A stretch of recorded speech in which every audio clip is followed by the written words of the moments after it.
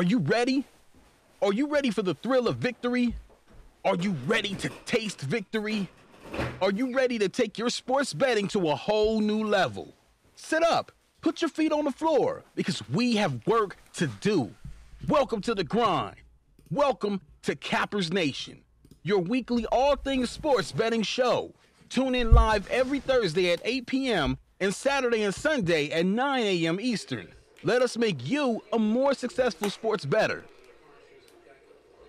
What's going on, everybody? Hold on, put the hater blockers on. What's going on, everybody? Happy Thursday, Cappers Nation Live. We're going to jump right into it. I have a free play in Major League Baseball that goes off in 5 minutes for the few people that are watching. 5 minutes for the few people that are here watching.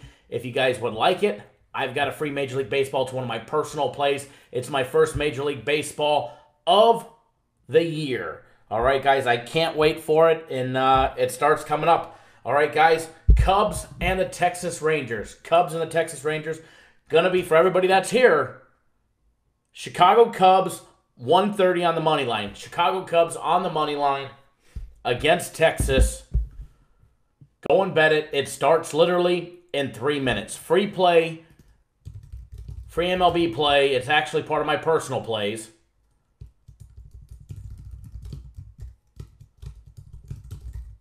Chicago Cubs on the money line, laying $1.30. All right? Matter of fact, I need to bet it too, so give me 1 second while we're letting people log on. Did anybody get a YouTube notification? Did anybody get a YouTube notification? So for everybody that's here and that's early, Chicago Cubs minus 130 on the money line. It starts in just 3 minutes. It's going to be a great time, great day today, guys. Sweet 16 is here. Major League Baseball opening day just gave out a nice big free Major League Baseball play for everybody. If you guys are just tuning in, it starts in just a couple minutes. Chicago Cubs on the money line, laying $1.30. Don't miss out. It's my first Major League Baseball game of the year. And you know what? I can't wait. Interleague play. Let's see. Where is it? There it is. And actually, I'm getting $1.15 on the money line. So, and that's current. I gave it out earlier this morning at laying $1.30. It's at $1.15 now. And there's my bet. Oh, hold on.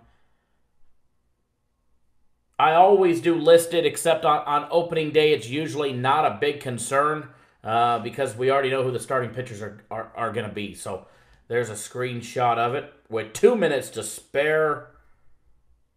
Got that bet in right there.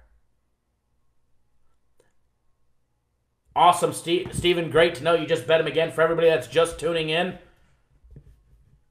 free personal play of mine. Free personal play. It starts in just a couple minutes. Chicago Cubs on the money line. Cubs on the money line. Don't miss out. You do not want to miss what we got going today, guys. Sweet 16, March Madness, Major League Baseball, NBA. It is a big day all around.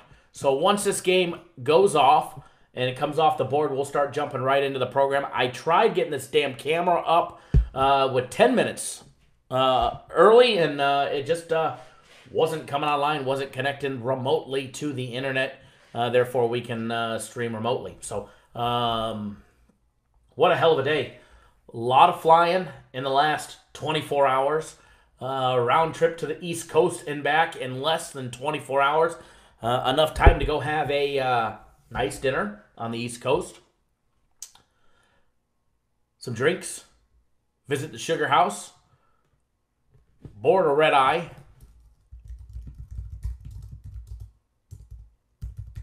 And get back to Vegas. All in time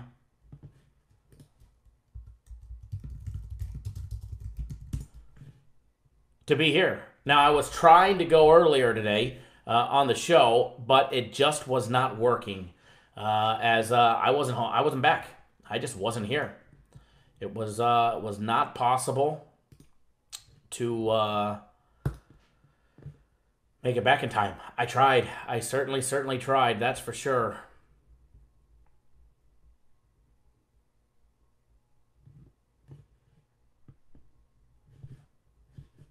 Nothing like a red-eye flight. Shane, I had a Belgian waffle with strawberries and whipped cream. All right, guys, Chicago Cubs on the money line. It's starting right now. Free personal play. I hope everybody that's just tuning in, I hope you guys are able to get it in time. Chicago Cubs on the money line. It's a free personal play of mine. It is my first Major League Baseball play of the year. I don't play the preseason.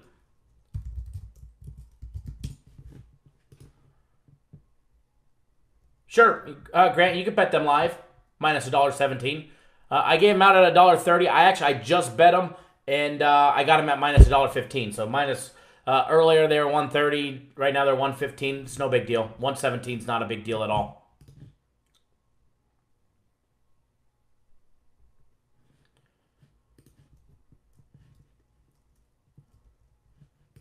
Give me 1 second, guys, while I get out this text message blast to all our clients and all our viewers.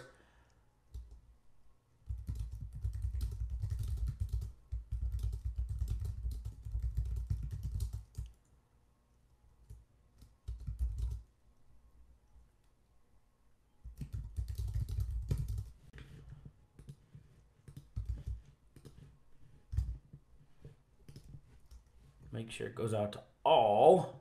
And if you guys want to get on our text message database list, we don't abuse it. That is for sure. We send you guys notifications when we go live like this on one of our regularly scheduled program, or if we have a very important message to get out to all of our viewers or clients.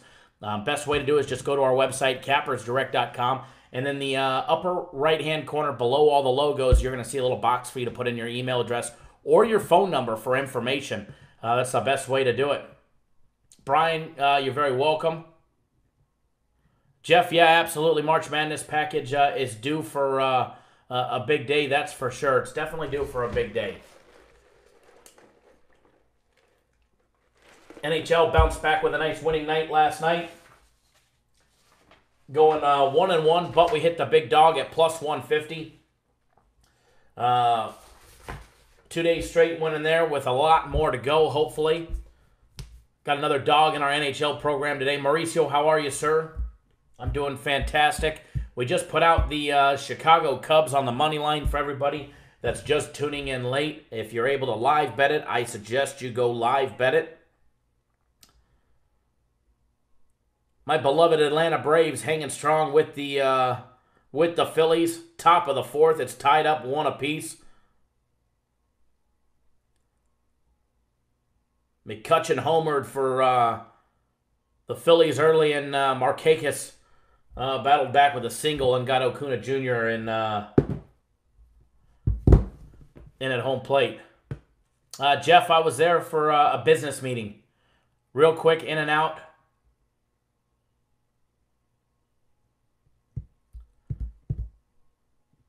Slipped in, got to hang out with one of our clients, Dave, over there. Thanks, Dave, for showing me around.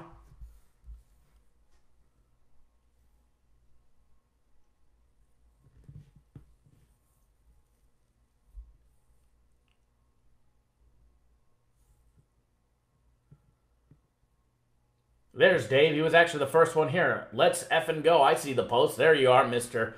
Dave. Good meeting you finally.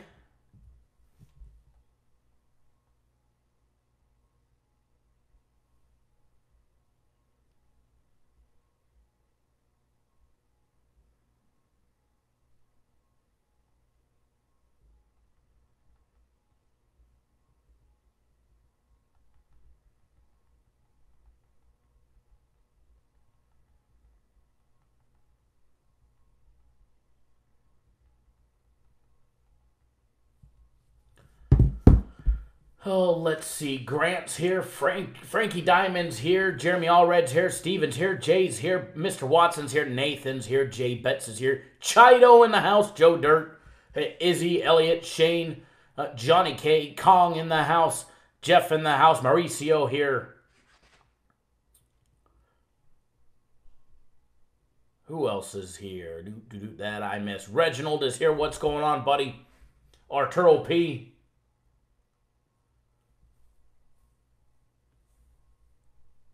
Aaron in the house. What's going on? Alex in the house. Trent here. Just about everybody here who already, just about everybody here, with the exception of a handful that I've seen, is already on the Cubs because they got it as one of my personal plays.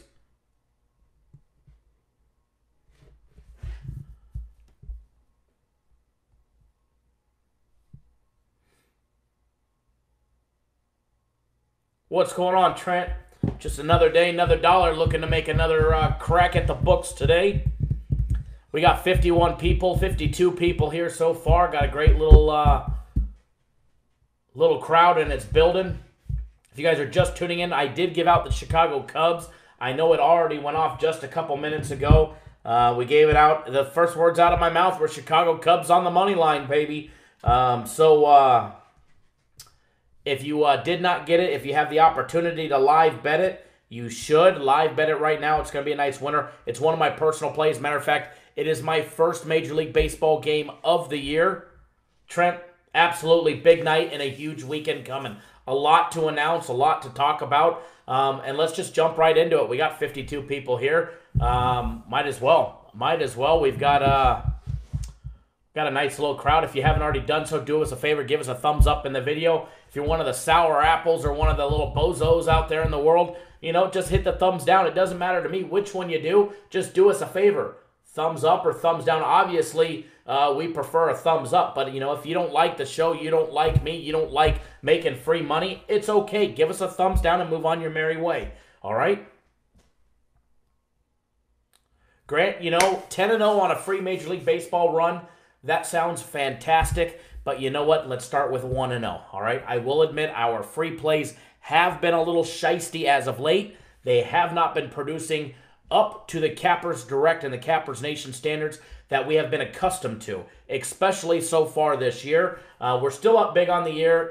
We keep dropping the small ones, winning the big ones, and you know what?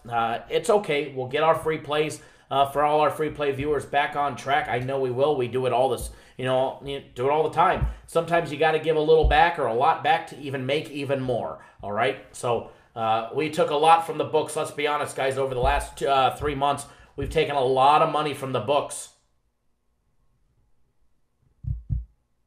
on our free play. Sorry, I was reading Jeff's comments. Hold on one second there, Jeff. We've taken a lot of money from the books on our free plays over the last, over this year, over the last 3 months. And it's okay to give some back. But I get it. Not everybody's able to prepare for it or plan for it. And it does suck. Anytime you got to give anything back. I mean, nobody wants to give it back. You want this money back from me, you're going to have to pry it out of these fingers. All right? That's the way I feel. And, but sometimes in this work, in this line of work, and the way the games work, the way the games line up, and the way they win and they lose and they go on streaks, sometimes we'll give a little bit back, or hell, we'll give a lot back to make 10 times that. So we were up over, I think at one point we were up 39 free plays, up 39 games. We're right around the 30 mark. I'm sure Nathan can post the record of what's going on. I don't have it in front of me right now. We're actually just looking at that in the conference room this morning, and I left my cheat sheet over there.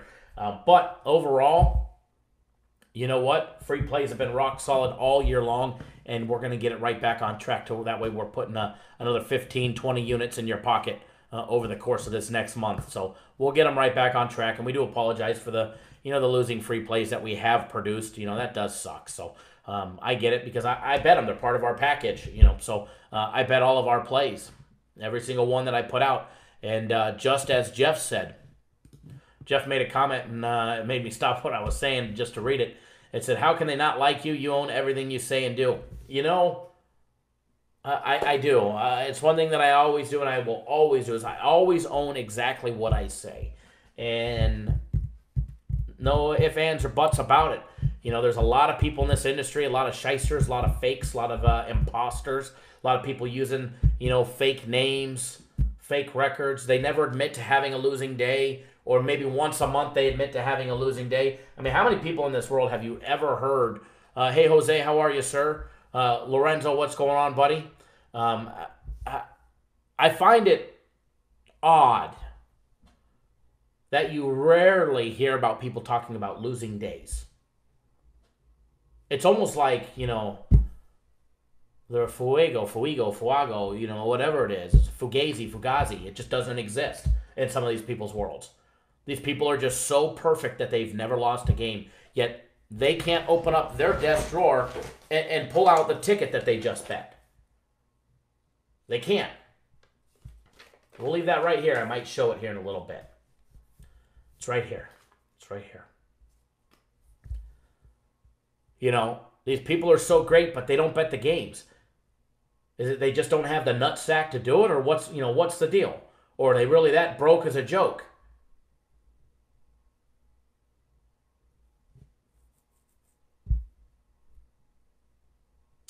So, there's a lot of people out there, and you just got to be careful. And I find it very, very odd that, most people never have a losing day ever in their life, ever. It's just one of those weird things, Absolutely, Grant. Brian went 341-0 in the preseason. That's what I like to hear. Me and Brian's preseason Major League Baseball is on point. Shane, we should have a chat about Vegas, Dave. I don't think that we should. Vegas Dave is his own person, his own entity. Does he win? I've got clients that, that have bet with him. If anybody's a client of his and wants to say anything positive or negative, feel free to speak up. But I got nothing bad to say about the guy. The guy's a marketing. Jeff. Yeah, that's average. We're only average here. The guy's a marketing genius. And you know what? I can't knock him in his system plays, although his system plays are very similar to the system plays that we do. He just does not. We don't take. We try not to take minus 300s, minus 200s. Occasionally in a system play package that does happen. But we're not out searching for it. That's for sure. So people that don't understand system plays will call it a scam or this or that or other sports services. Watch Bozo and the Clown will start talking negative about them in the next day or two. When we release our system plays, they'll start talking negative, how you should never bet them, and anybody who's selling them or playing them is a scam artist. It's because, one, they don't understand them, and two, they don't understand them and have a clue. Or either that or they'll actually shape up and start selling them this year after they talked such mad shit about them last year. So, but no, we really don't need to give him a pedestal. He got enough free airtime on the Action Showtime TV show. Yeah, Brian's YouTube channel airs only in Russia in Russian. And you could have had his 341-0 free play Major League Baseball preseason record.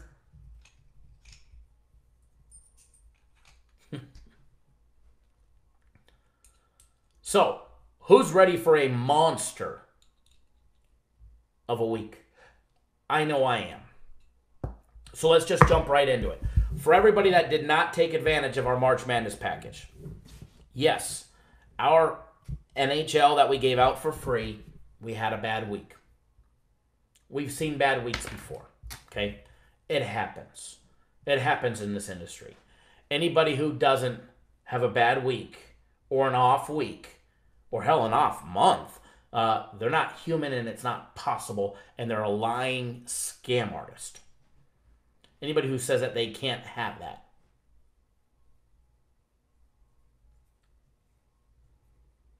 So, yes, 54 weeks in a year. I thought there's 52.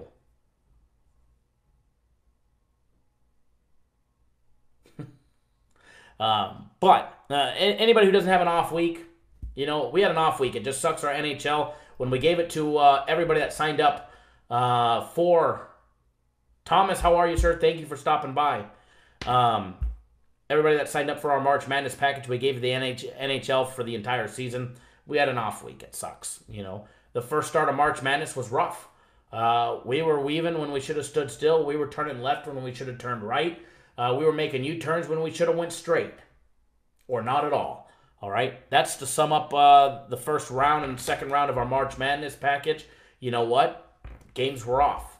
We were off. But you know what? We've since buckled down. I think we've got what we were doing wrong incorrectly. And you know, the thing about March Madness, it's that crazy time of year. Anything can and will happen. All right? Anything can and will happen. That's why we put out there for all of, you know, everybody that bought our March Madness package before last week, that if we don't go 65% or better, we will give you a week of our premium plays to recoup your losses or to put even more profit in your pocket. Because obviously, if you went 60% or anything above 50% or anything above 52%, you probably didn't lose $1. You probably made money minus the cost of the package. Plus, you know, if you signed up for our premium plays, you probably made money on those already because you got our premium plays included in that package. But if we don't hit our 65%, we'll give everybody a week of our premium plays so that way they can pad their pocket even more. Because we understand that during March Madness, sometimes crazy shit does happen. As we've seen so far this year, crazy shit has happened. Teams that should cover don't. Teams that we're covering have a collapse. It's March Madness, baby. Shit happens. And we're prepared for it. So we make sure we take care of all of our clients for when shit does happen. We don't like when shit happens. But when it does, we'll take care of you guys, rest assured. Rest assured. Now, if you're one of the ones that, you know, buy our March Madness package, yet you go on, you know, Bozo the Clown's YouTube page or somebody else's YouTube page, and all you do is talk shit about us, even before you bought your package, I don't know why you bought our package in the first place. If you think we suck that bad, I'm not sure why you spent a red cent with our company. You know, my first impression is to, like, send you a text message and tell you to pound sand. But the businessman that I am, I just laugh and say, thank you. And hopefully we're able to make you happy. But for the people that go and talk shit and then they buy our package, I'm dumbfounded. I'm absolutely dumbfounded. We suck so bad, yet you spend money with us. Okay, yeah, that makes real sense. But anyways, guys, for everybody that's on our March Madness package, we will take care of each and every single one of you because that is what we do, rest assured. Now, for everybody that's not on our March Madness package, if you want to take advantage of what's little that is left of March Madness, Kong, I agree, it's free money for us. That's why I just laugh. I don't even confront it, I just laugh. I shake my head and I say, okay. Robbie Tops has got the golden key. But for everybody that's not on board our March Madness package, this is what we've got for you. We have a March Madness mini package, and it's still loaded to the hill. It's still loaded to the hill. All right? It's still got a lot of great things, a lot of great benefits.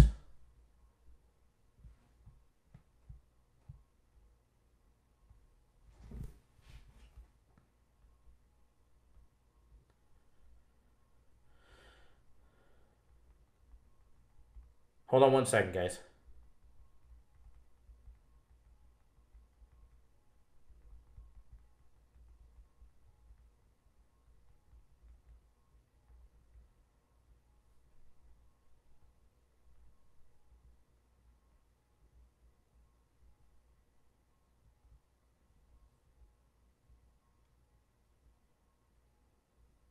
Give me 1 second.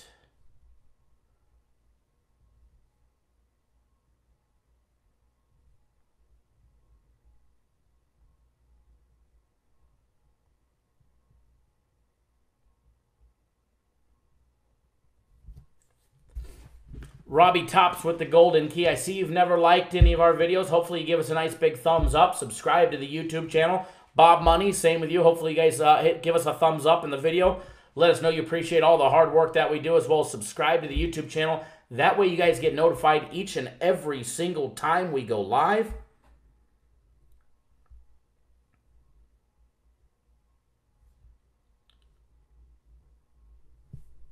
One more second, guys. I am almost done. My phone has been acting funky today. Sending out text messages, showing up as... the wrong number. Give me one quick second, folks. I'm almost done. And then we're going to finish talking about this March Madness mini package. And then what we've got in store.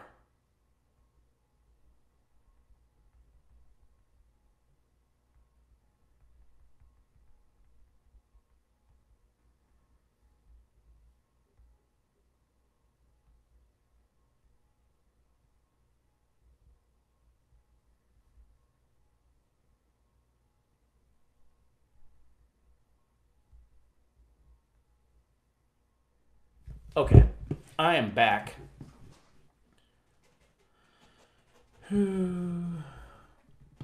Golden Keys.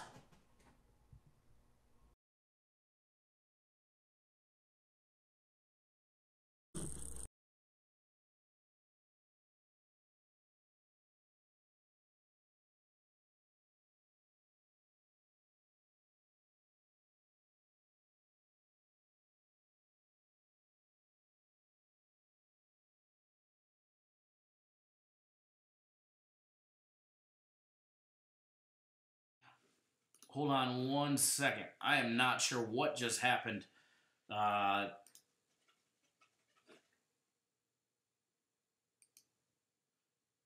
To our other video, our other camera, but hang tight, guys. I've got it loading right now. I've got it reloading right now. Hopefully, it'll reconnect. And now my mouse took a shit. There we go. Everything's connected. Let's see. So, while I got you guys here, somebody let me know if you guys can still hear me. Can you guys still hear me?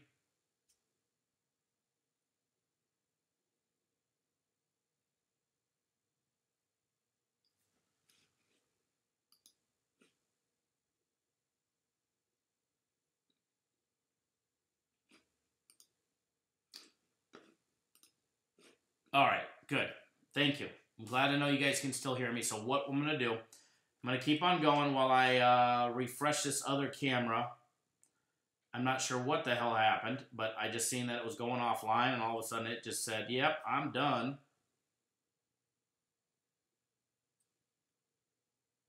I don't know what it's doing. It's reconnecting or whatever, so...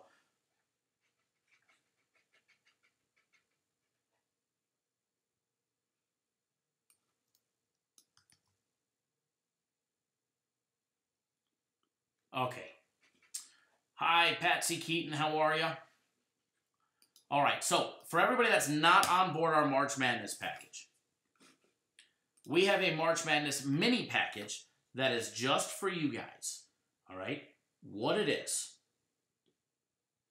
And I don't remember if I said it in last night's video. I think I did.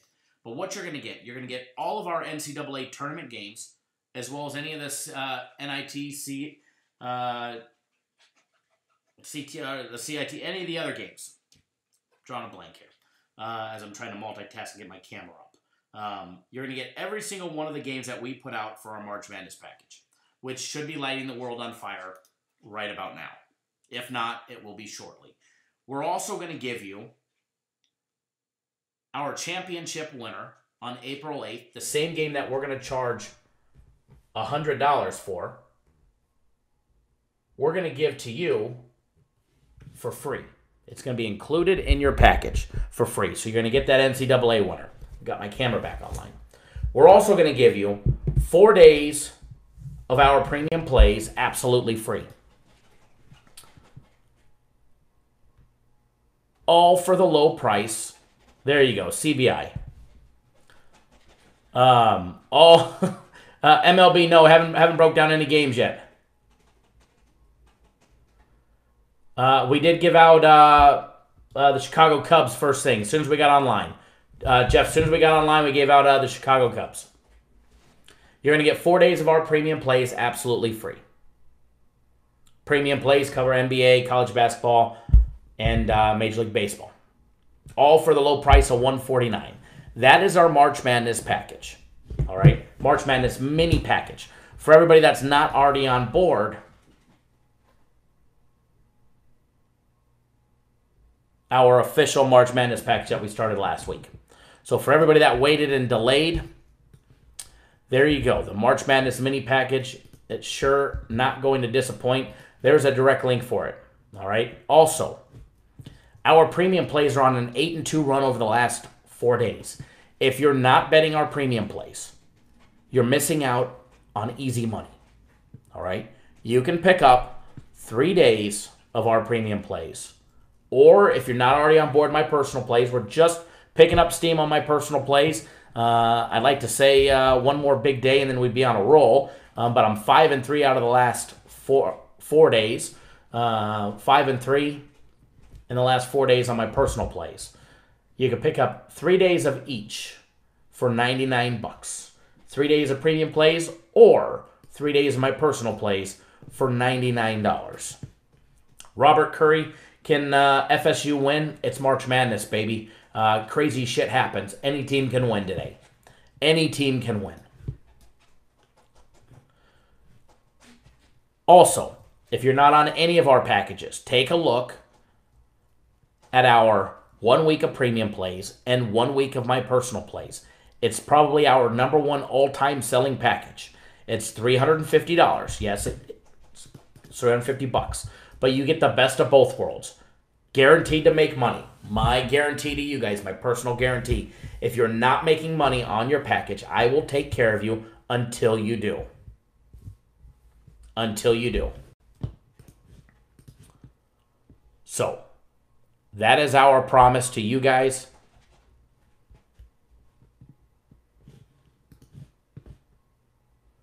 What's going on, Tom? Welcome back. MLB, yeah, they beat them by 15 last year.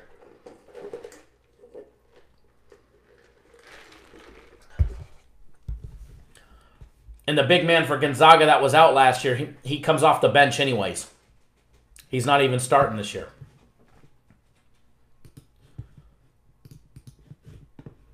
So, a lot of great packages. Tom, we're all headed back. You're headed back. Edward's headed back. You know, I know for some it was a miserable, 6-7 weeks of riding the pine. And I know I've talked to quite a few people yesterday and today that are not either on our plays or not clients of ours that just bet them, their own games. And they've had a bad month and a half. And, that's what happens in sports betting. Anthony, the only thing that you missed, we gave out the Chicago Cubs on the money line.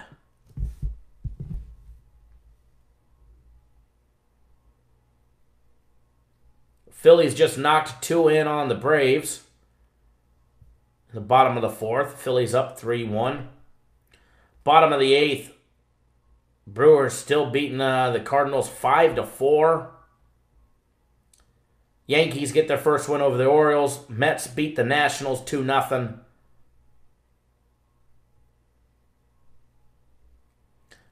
Going into the bottom of the 2nd, Cubs are still tied 0-0.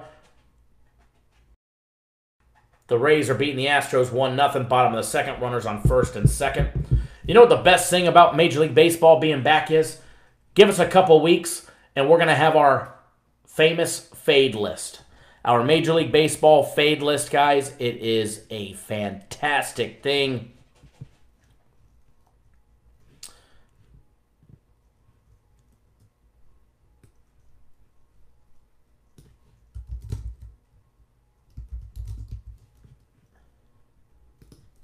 Don't forget, guys, this Saturday, the UFC is back. Grant, the fade list is a blessing. We made so much money on the fade list. And I think with one of my local guys, I'm going to open up an account. I'm going to have him give me a separate account. And I'm going to wager something small, like $25 or $50 on every single game that we produce for our fade list. That way we can go over it week by week with a financial documentation behind it. That is my goal. The problem is getting me to remember to actually bet all of those games on the fade list. Because sometimes, there's 6, 7, 8, 9, 10 teams on that damn fade list. and trying to remember to do it all. But yeah, the fade list was a great deal. But don't forget, guys, this Saturday, UFC is back again. Another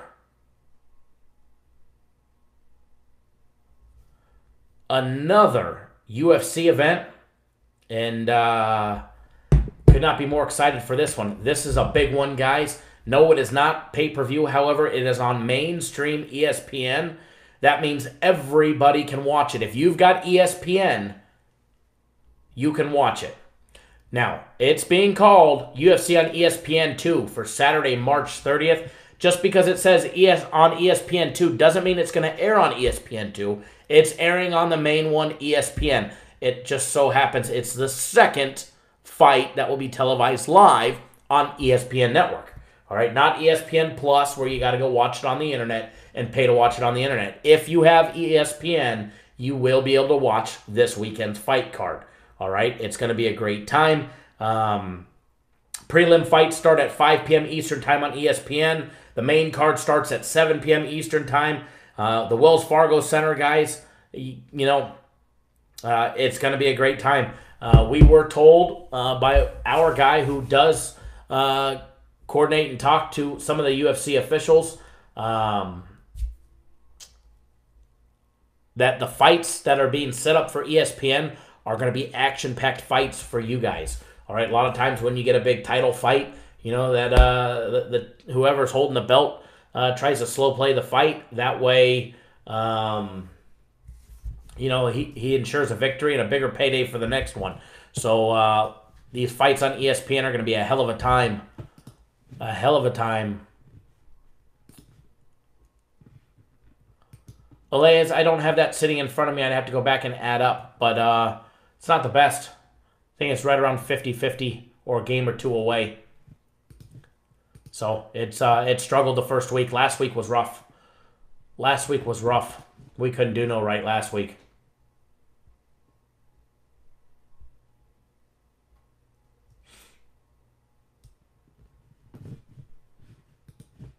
But today will be a big day in it. Today will be a good day.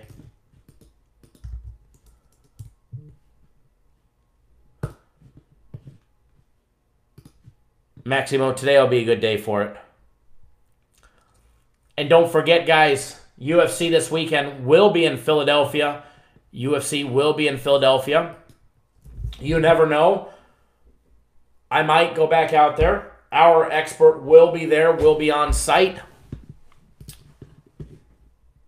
Cali Niner in the house. Jeff, I do believe. I actually really like what we put out today. I really, really do like what we put out today. Not only just my personal plays, but the March Madness package. And sometimes it's, you're going out on a limb when you're taking a dog. There's the reason why the dogs are dogs. What's going on, Hale? How are you, sir?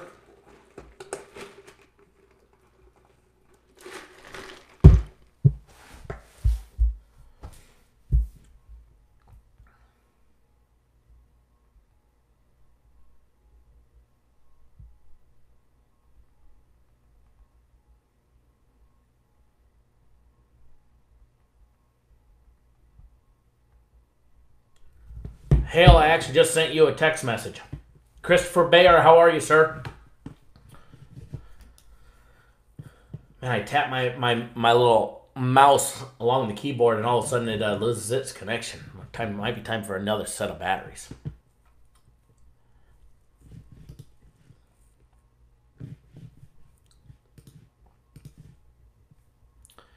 And tomorrow, bigger news for tomorrow. Bigger news for tomorrow. Tomorrow, there will be no pushing, but my game of the week will be back.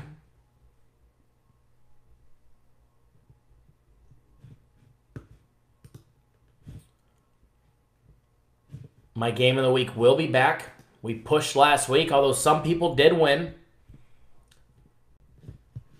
I had one winning ticket, one pushing ticket. But we will be back. I do have my guaranteed game of the week. which is tomorrow. It is college basketball. I'm not telling you which game it is. If you want it, you better be signed up for it. It's actually available for purchase on the website now. They did put it up. However, my play will not be posted until later today. Once all these games go off, my play will actually be posted on the website. For anybody that wants to benefit from it and bet it early, you'll have the opportunity to. You'll have all that good opportunity. And we pushed the last one. I have not lost one in what? I don't know. It's been a while. I've only done, this will be number 3 in the last 8 weeks. We haven't lost one of those. We did push last week. But before that, we won 4 or 5 more straight that I released. So we haven't lost one in about 14 weeks. Roland, how are you, sir? Finally, you're joining us. Johnny Blaze, how are you? Oh, Jay Betts, I totally forgot to pick up the list. I do have the prizes. They are good. I will be announcing it tomorrow morning. Or matter of fact, I will announce it in tonight's daily, or tomorrow, blah, blah, blah, blah, blah. I can't talk. In the video I film later tonight, I will be announcing it in that video. I did get it approved. I had to get it approved because obviously, you know, if I'm going to be giving away stuff, I got to get it approved. But I do have the list. I actually left it on Jeff's desk this morning. We went over it of what my ideas were, and he enhanced it. He made it even better, which I did not think he was going to do. I actually asked for the moon thinking he was going to chop it down. And unfortunately, actually not unfortunately, fortunately, not only did he not chop my list in half, he actually added on to it. He threw in a few things like, well, let's give away a couple guaranteed Saturday plays. Let's do this, let's do that. So the prizes for the bracket contest are going to be great. I do believe Ty is still in first for our bracket. I know Prantia is, I think, tied for second. So it's going to be a shootout down to the wire. And it's going to be a lot of fun. And I look forward to seeing how people do throughout the rest of the bracket. I know I'm sucking in it. But, you know, I picked a couple long shots. And speaking of that, I do have a couple future wagers still available. I still have a couple future bets that are available. Give me 1 second, guys. I can't even see the live chat. My battery's completely died. I got to change out the batteries in this Apple mouse. I have one of those chargeable wireless ones for it as well from Apple, but I never remember to plug it in. So let this connect real quick. Turn back on, and then we'll be golden. I was trying to pop up the brackets to see who else was up there in the leaderboard that I know their name. There we go. Let's see. Taking a look at the brackets, Goopy won Witches. Ty is in first with 540. Tied with Jason, 44-11. I'm not sure which Jason that is. MacMen Mike is in second, tied with Rob Weezy, Prantia, Jay Betts. Mr. Height is in second, tied with Floyd, sixth year at 520. Mr. Beeman, Victor, and a couple other people. Chris O'Connor's down with 510, but 540 points is tied for first place, and it's going to be a great time. Hold on 1 second, guys. Hey, buddy, let me call you back. I'm filming live. Unless you want to join us live.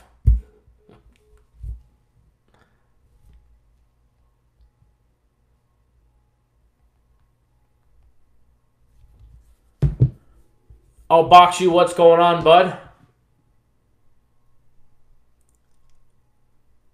That's me, the Victors. Are you up there, Hale? Let me see. I haven't...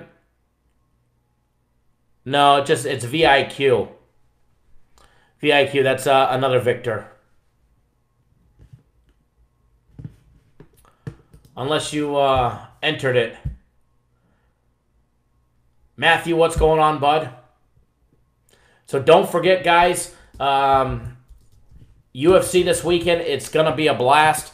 Going to take place there on the East Coast in Philadelphia. It's going to be televised on ESPN. Mainstream, guys, so you guys going to have an absolute blast this Saturday. Not only are you guys going to have some Elite 8 action, you're also going to have UFC. So make sure you guys jump on board our UFC package. Last week we did have a promo going. They did announce, or not they did announce, they did email. I made sure I wasn't even part of it, but they gave away 3 packages to our UFC fight program. And that was randomly drawn. So all the names were put into a system, and one of the ladies in the back drew the 3 names. So 1,740 points. You must not be in our competition, because ours is leading it with 540.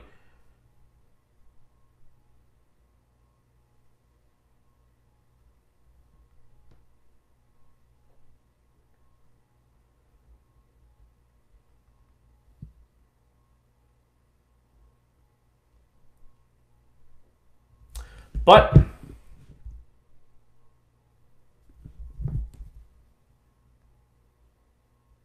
did he save a home run? Ay, ay, ay.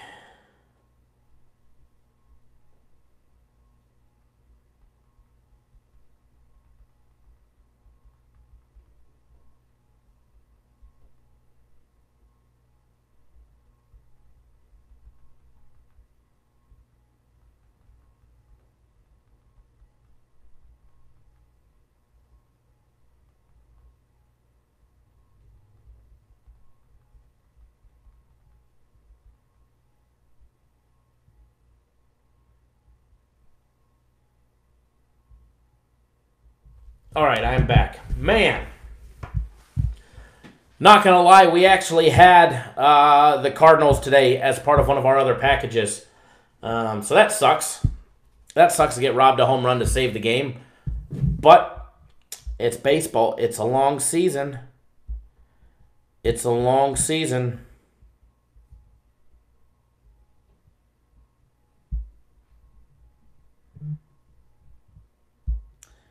Astros up 3-1. Cubs still tied 0-0.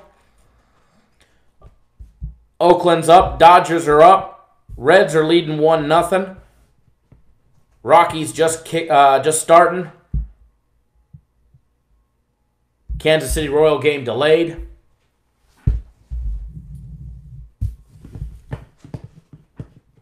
It's all right, Grant. Sucks to lose, but, it's okay. Long season, long day. That's one of 3 premium plays today. They actually started out pretty good, too.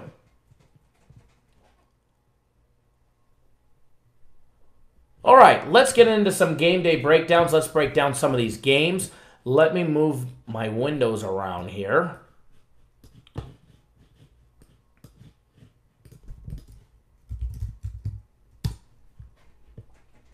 One second here.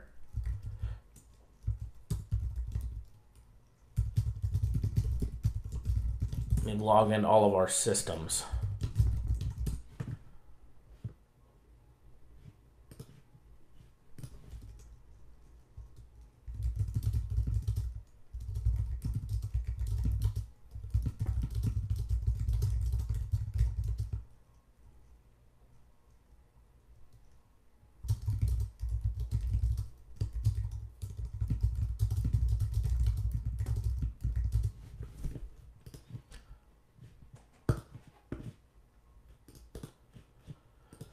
Help if I click the right buttons to log in, right?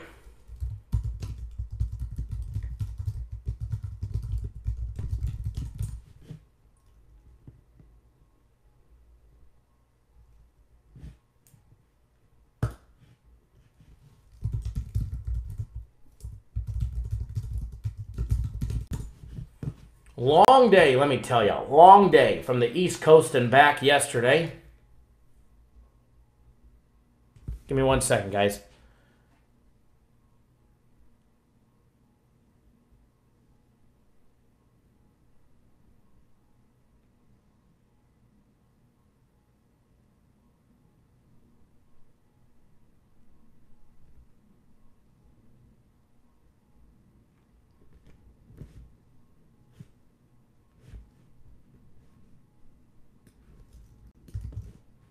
Give me 1 second, folks.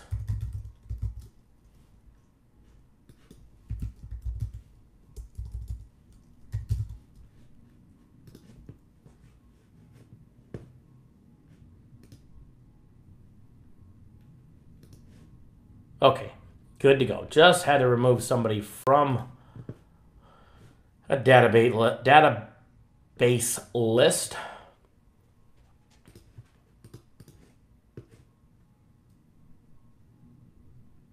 Yeah, Dave, it was interesting day, but, you know, a very busy evening, but I'm glad you were able to meet up. Thanks for showing me around. I've actually been, I mean,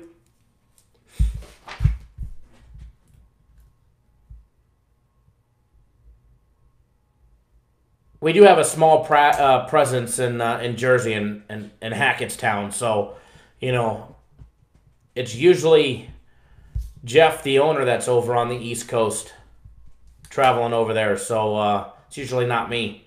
But had to do what I had to do and sign some nice documents over there, take care and handle some business on the East Coast.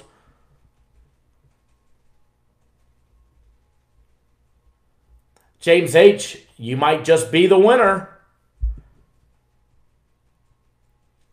Hill, you got 500 in the contest and you're doing good, buddy.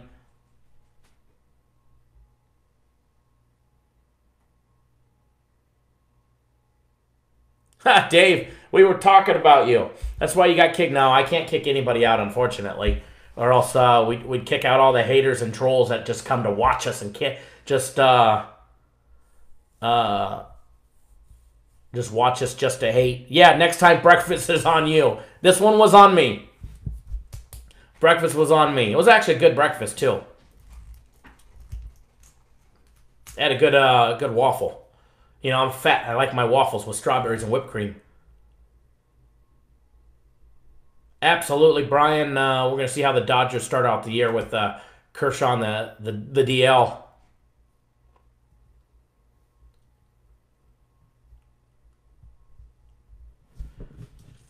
Alrighty, I got one more to log into, guys, and then I'm good to go.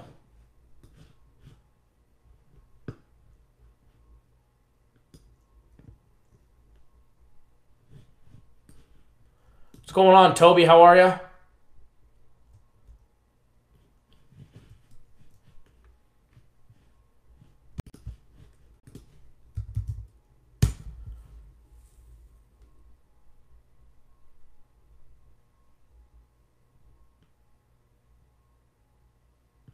Grant, hopefully that'll be a pretty neat game.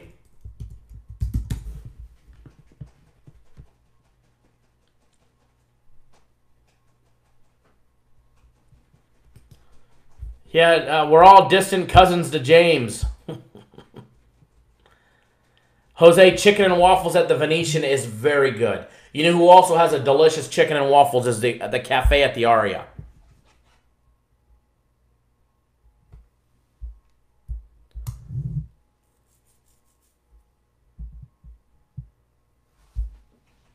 Very nice, Toby. Good to hear.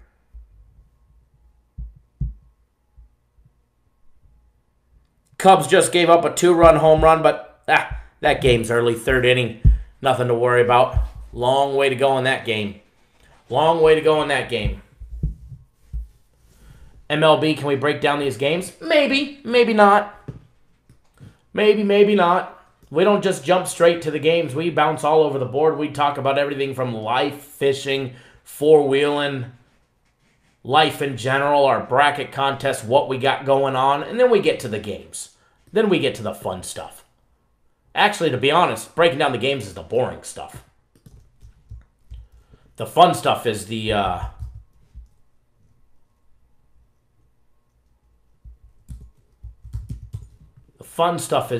barbershop talk. To me, that's the fun stuff.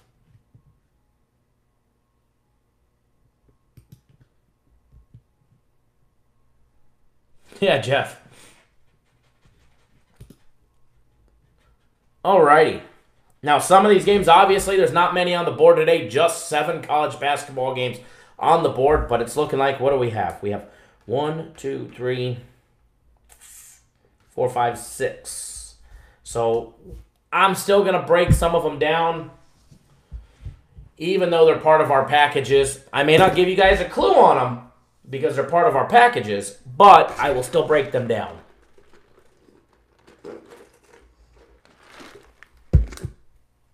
Because I will tell you, the Florida State-Gonzaga game, the Texas Tech and Michigan game, and the Oregon and Virginia game is part of our March Madness package. If you want those those 3 plays, get on board our March Madness mini package. It's only $149, and you get a hell of a deal with it. March Madness mini package is a hell of a deal. If you're not already on board our March Madness package, we brought out the mini package for everybody that didn't take advantage of it. It's $149. You get all of our March Madness games, as well as 4 days of premium plays, as well as that guaranteed championship winner on April 8th that we're going to be selling for $100 all by itself.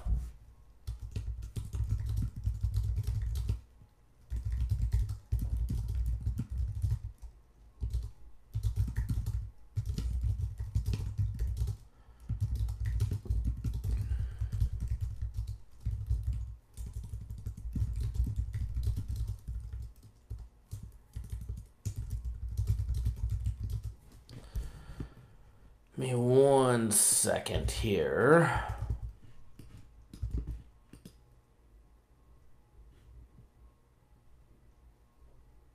Sorry, Mike. Happily married.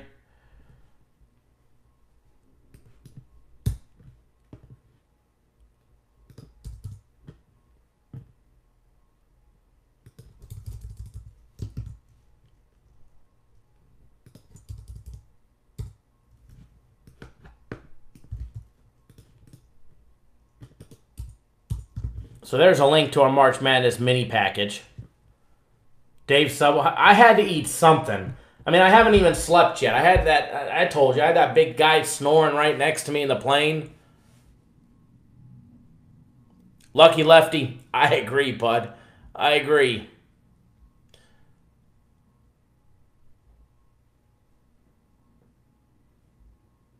Sorry, not a dating site. What's going on, Cherry? How are you?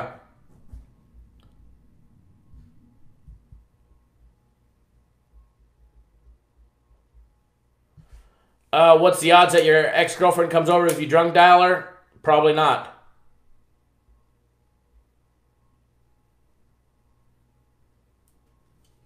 All right. Let's just go right down the list. We've got 7 games.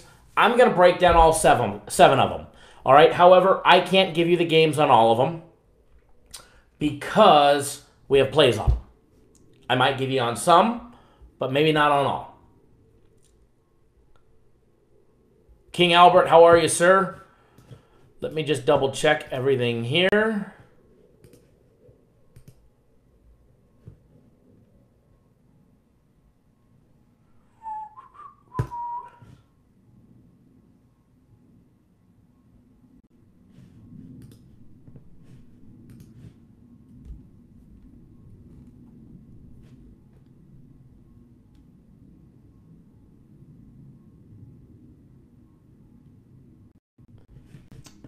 One thing that you guys will never get from us, you guys won't get a game that you can't just go down to the casino and bet.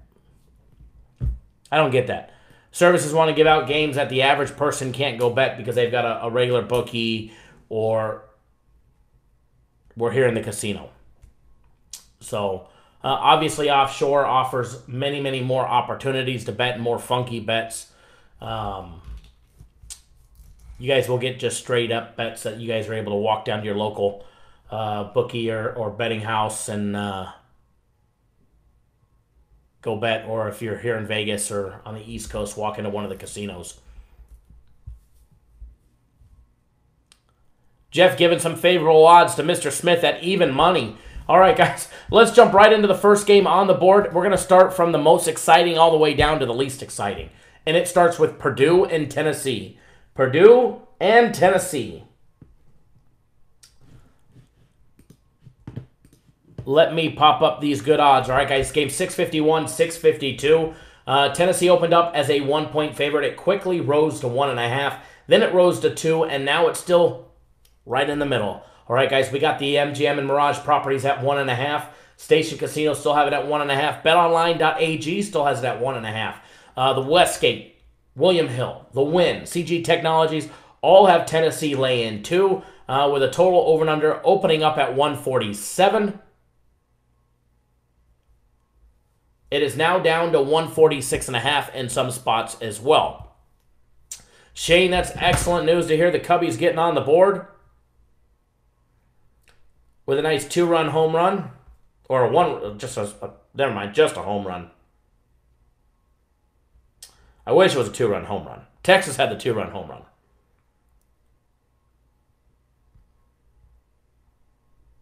But that's what we like to see, getting a run on the board, getting us just a swing of the bat away.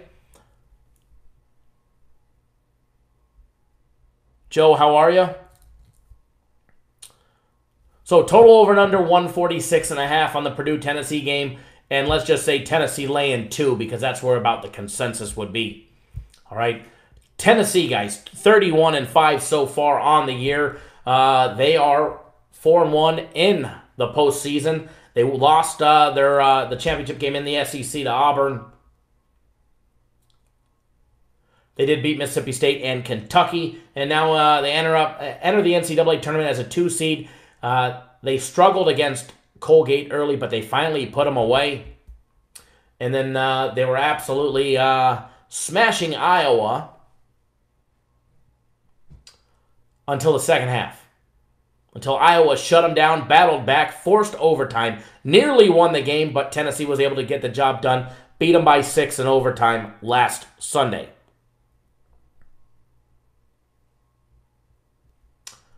Now, they've got Purdue in the Sweet 16. All right, guys. Neutral site game. Going to be a great game. No doubt about it.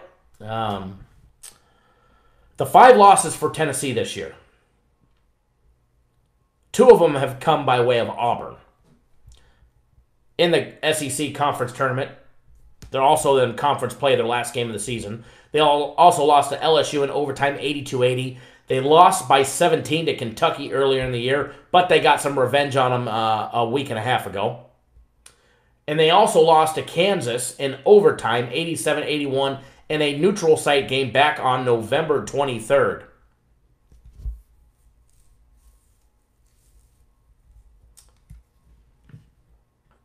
Yeah, James, that's going to be the problem. Is Tennessee going to take that 8 to 10 minute break? Then you got Purdue, guys, 25-9. And remember, winning a championship is about peaking at the right moment. Tennessee has 4 out of their 5 losses dating back from February 16th until today. Okay, they are 1, 2, 3, 4, 5, 6, 7, 8 in 4 out of their last 12 games. Let's take a look at Purdue. They do have 3 losses dating back since January 11th. They've got 9 losses on the season. So far in the tournament, they entered as a 3 seed. They were able to dispatch Old Dominion by 13, and then they smashed Villanova by 26 last Saturday. Got the job done in convincing fashion. That game was done within the first 3-4 minutes of the game. All right. They have won 1, 2, 3, 4, 5, 6, 7, 8 out of their last 10. 9, 10, 11, 12, 13, 14, 15, 16 out of their last 19 games. Their last 3 losses have come by way of Maryland on February 12th, losing 70-56. They lost to Minnesota on March 5th, losing 73-69. And then they lost their only Big Ten Conference Tournament game against Minnesota again, losing 75-73. Let's dive into these numbers, guys. Let's dive into these numbers. What an offensive showdown we're going to have tonight. All right, no doubt about it. We're going to be one hell of a game at 7:29 Eastern Time, 4:29 Pacific. We got Purdue averaging 53% from the field. They're also knocking down 36.8% of all their three-point attempts. Has them ranked 60th in Division I in this category. They're also hitting 51.2% of all their two-point plays, every dunk, layup, jump shot, and they're knocking down 73.2% from the free throw line. All right? They go to the bench. Very similar numbers to Tennessee. 27.9% of the time of all minutes played by Purdue players are coming from the bench. And they're in the, well, we'll talk about the two-foul participation protocol towards the end. Let's get to Tennessee, who's hitting 55.2% from the field. 21st in Division I in this category. All right? They hit 36.2%, so just a hair over a 0.5% less from out deep from three-point range. They're also hitting 55.6% of all their two-point plays. And they're the 15th best free throw shooting team in Division I, hitting 76.8%.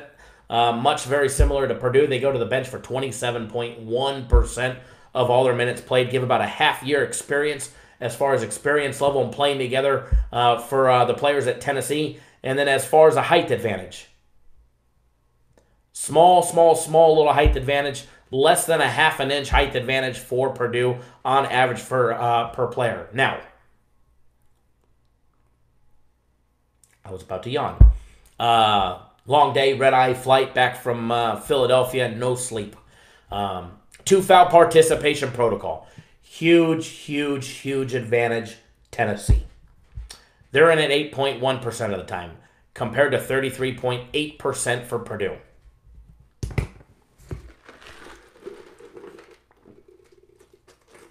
Now, we do have a premium play on this game.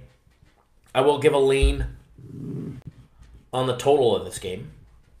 As far as the total on this game, being at 146.5. I like the over 146.5 as far as a lean goes. So, slight lean on over 146.5. James H., just remember we're all distant cousins. All right? We're all distant cousins. We love you, James H., if that winning ticket's in your pocket. And can I be the first outlet to interview you if you do have the winning ticket? We could do it remotely.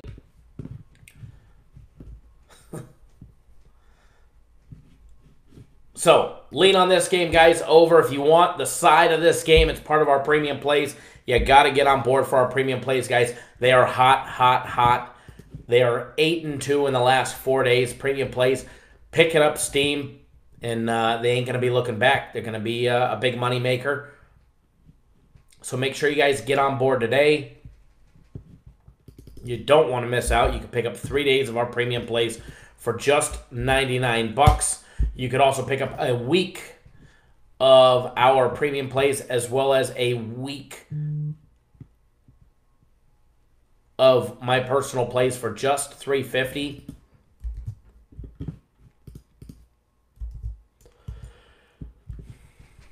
See, man, I'm yawning. That red-eye flight got me. I knew I should have just stayed the day over in on the East Coast.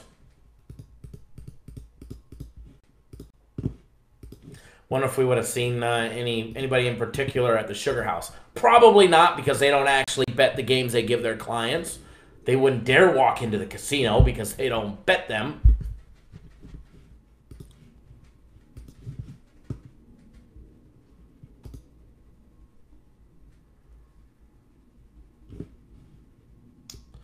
All right. Next game.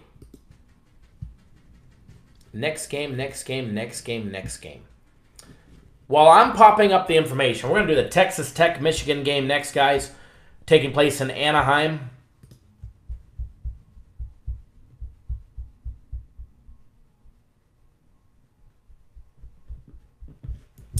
Do us a favor, guys.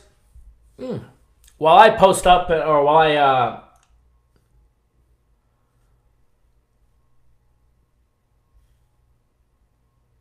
while I get everything up and running for the Texas Tech-Michigan game, do us a favor, post in the comments, who do you guys like tonight?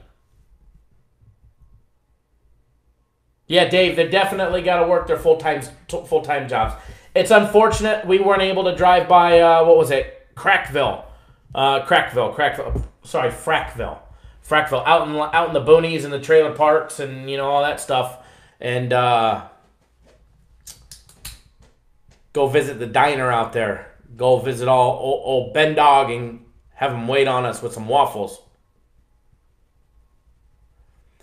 Jeff, if you hit the refresh button, it's actually 5. 5. Imagine that. 5 bozos. 5 expert handicappers who never existed last year who are magically the best in the world. Imagine that. But next time, Dave, I'll let you drive me out to Crackville. But it wouldn't surprise me, as Roland just said, Bozo himself, just because, I mean, he does have multiple fake accounts. So we've already busted him on that one many times. But, you know, some people have no life.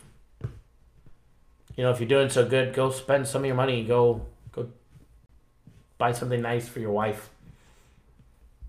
Not a Nissan.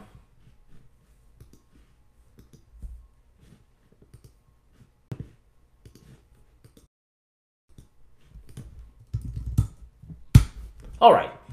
I've got my system up.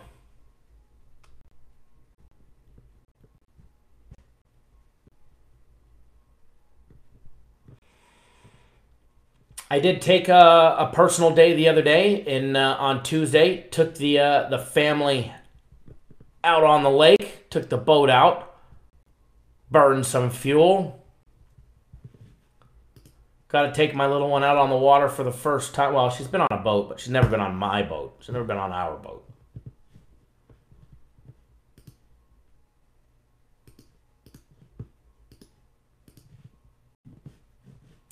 So that was a great time.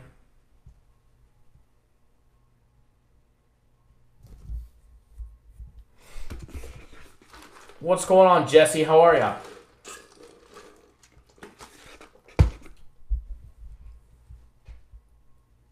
I know you got a Nissan, Dave. I was just teasing you.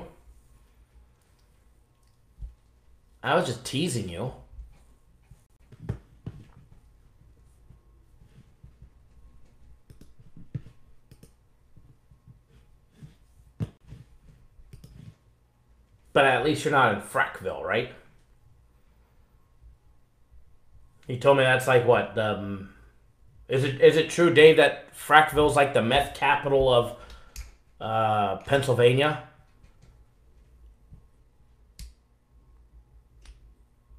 Tom, we're going to get to a lock. I do have a futures bet on Tennessee. I do have a futures bet on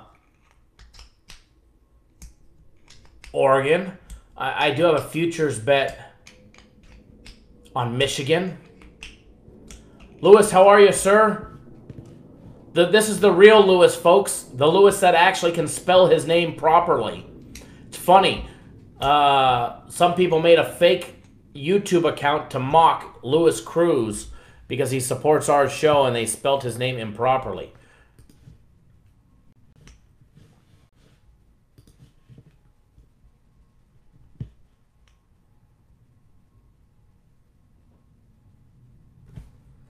There is a lot of money on Oregon plus the points.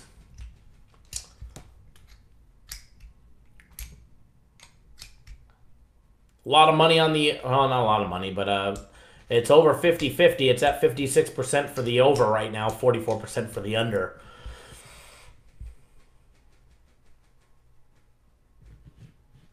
And we'll get to that game here in just a minute, guys. We're going to do the Texas Tech-Michigan game. Michigan opened up as a 2-point favorite. It's now down to 1.5.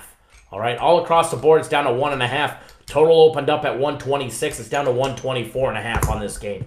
All right, let me move this little chat window back over.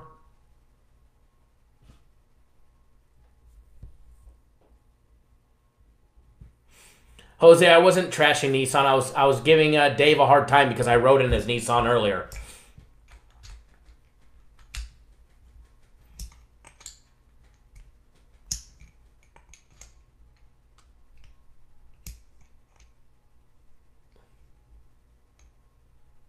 Absolutely. This is the Louis Cruz from Vegas.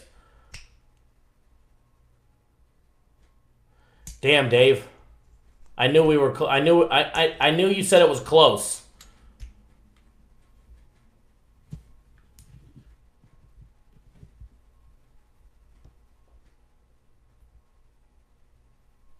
Frackville is meth. Good to know. It's funny, Dr. Kim, who is the official dentist for the UFC, who's actually a personal client of mine. He's been a client before he was the dentist for the UFC. He's actually an oral surgeon here in Vegas. He used to be a world traveling oral surgeon, traveled all the way around, but now he owns the Hollywood Smiles here in town. It's funny. When he goes to the dental office, he drives a Nissan. And I give him a hard time. And because he doesn't like his employees seeing what he drives. But that's just his to-work car, which is like 2 miles away from the Palms place where he lives.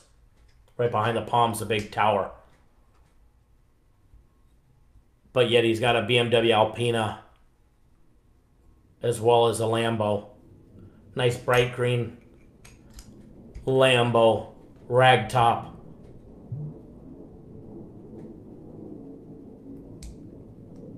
Thank you, William, for that update on the Cubs game. 1st and 3rd, nobody out.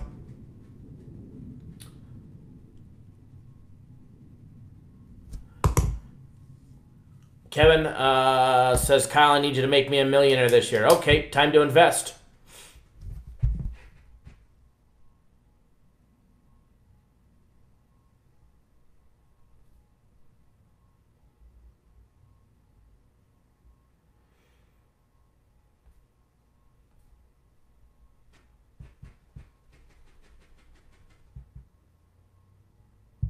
Phillies up 6-1 on the Braves. The Astros beating the Rays 5-1. Rangers beating our Cubs 2-1. However, the Cubs top of the 5th, nobody out. Runners on 1st and 3rd. A's beating the Angels 3-0, bottom of the 4th. Dodgers beating the Diamondbacks 3-0. Reds beating the Pirates 1-0. Padres beating the Giants 1-0. And the Rockies beating the Marlins. Cubbies just tied, as Tom just said. Cubbies just tied the game. That is fantastic news. It hasn't refreshed here or updated here. Hey, Jose, how are you, sir? Kissy B, hello, hello. All right, so we're going to go over this Texas Tech-Michigan game. We already went over the line on this game. Michigan, guys, 30-6. Brian, what do you mean? As far as like a special package for baseball or giving out another play for baseball?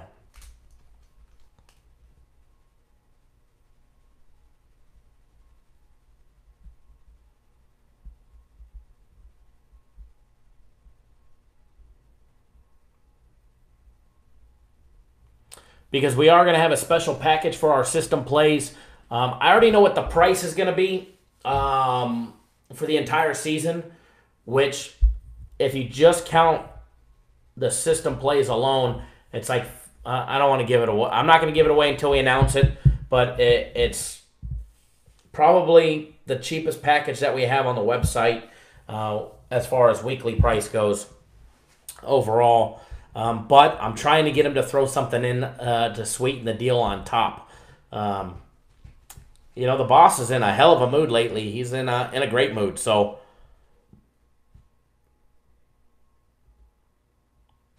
Did you win the coin toss? 3-2 Cubs, that's what I like to hear. 3-2 Cubs, that is what we like to hear. Hopefully they can hang it all, hold it together and put a win up on the board for us. All right, guys, Michigan 30-6.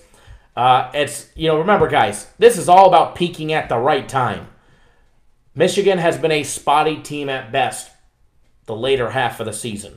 They beat Northwestern. They lost to Wisconsin. They won 3 games. They lost to Iowa. They won 2 games, lost to Penn State. Won 2 games, lost to Michigan State. Won 2 games, lost to Michigan State again. Won 2 games in the Big Ten Conference. Lost to Michigan State a 3rd time. However, now here they are winning 2 games.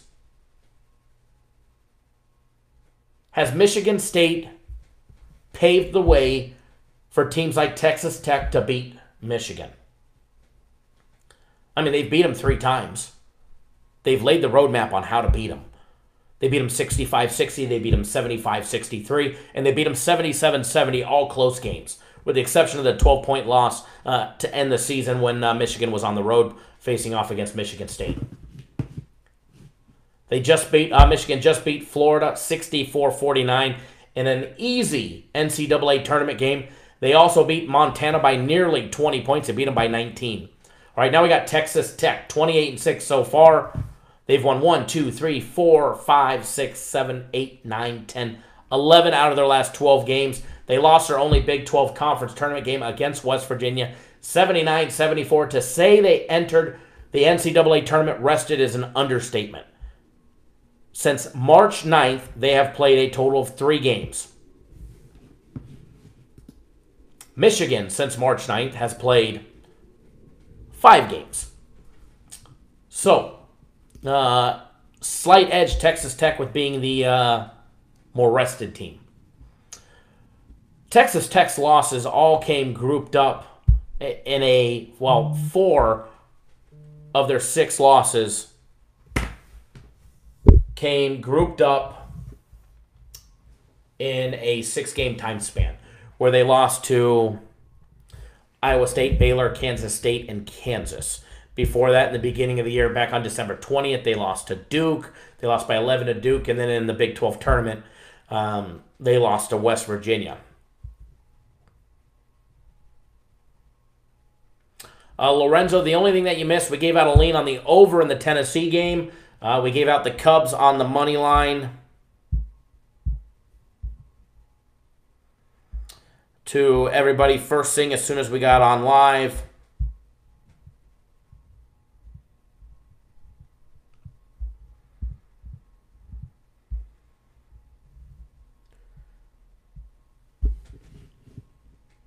All right. Let's take a look at these numbers, guys. Texas Tech. 3 seed against the 2 seed. Texas Tech being the 3 seed, guys, hitting 53.8% from the field. They're knocking down 36.6%. They're the 66th best. That's a lot of sixes right there. 4 sixes in a row. The 66th best 3-ball shooting team in Division I. They're hitting 53.2% of all their dunks, layup, jump shots, and they're also knocking down 72.5% of all their free throws.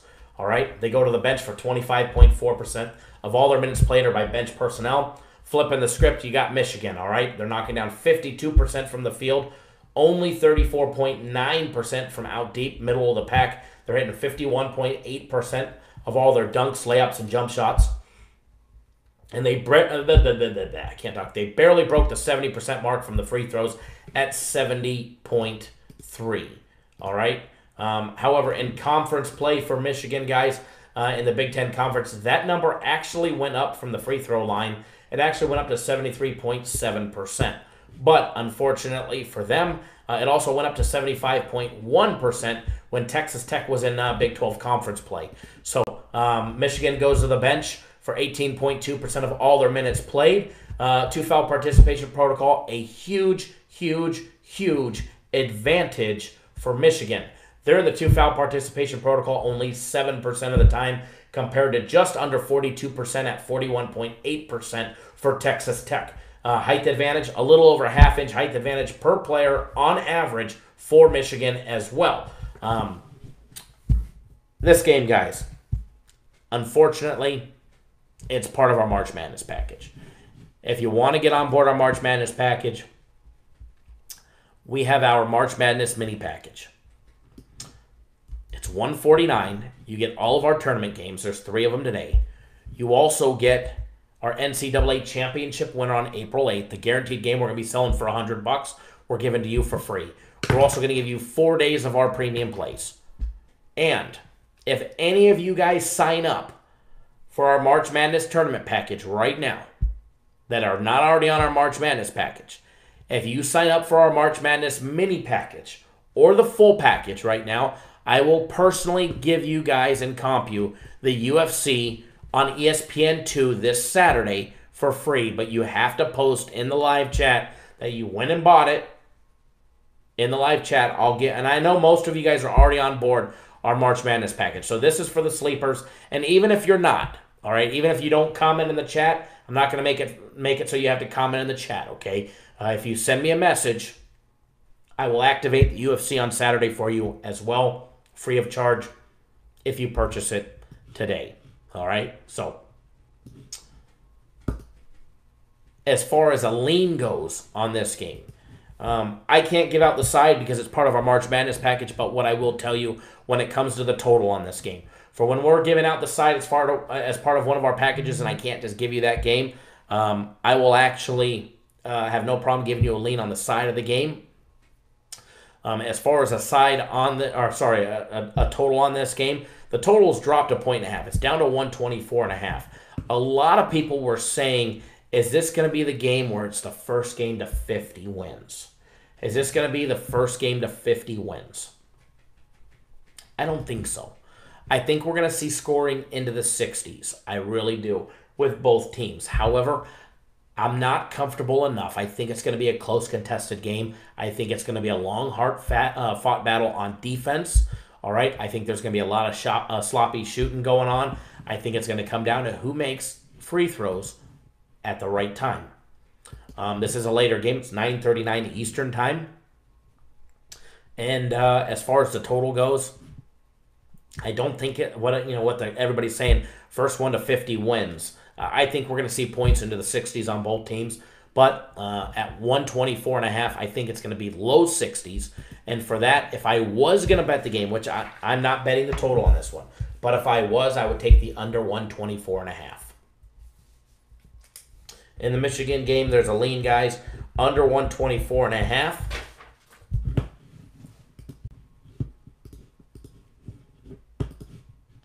Next game up we're going to do, and I want to get you guys involved, all right? Want to get you guys involved in it, so what I'm going to do is I'm going to say the game that we're going to break down next, and you guys are going to tell me, who do you guys have? Who are you thinking? All right, Jared Ruby, how are you, sir? So next game that we're going to break down, because we're going to break down all 7 of these college basketball games. All of them, all right? So Florida State, Gonzaga. Post in the comments who you guys like. I'm actually going to go grab a water real quick, okay? Throat is getting dry, so I'm going to go grab a water real quick, assuming there's any bottles of water left in there. I'm going to go grab a bottle of water, but when I come back, I want to see in the comments. It's only going to take me less than a minute, so I want to see in the comments, who do you guys like? Are you taking the over, the under? You taking Florida State with the points? You taking Gonzaga laying the points? You taking somebody on the money line? You taking Florida State on the money line? Whoever you guys are taking, post in the comments. I'll see you guys right back in 1 minute, all right? I'll be right back.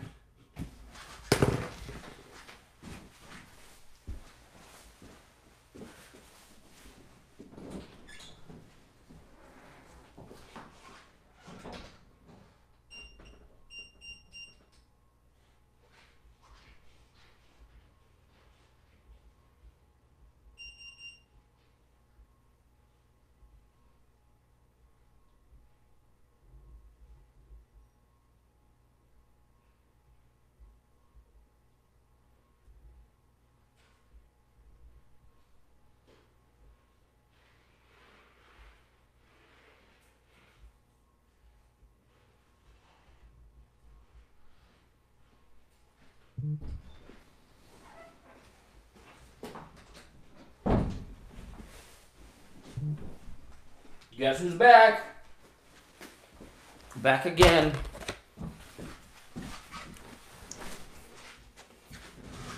Excuse me, I'm rudely chomping on some Reese's Pieces. Fatty had to get some sugar.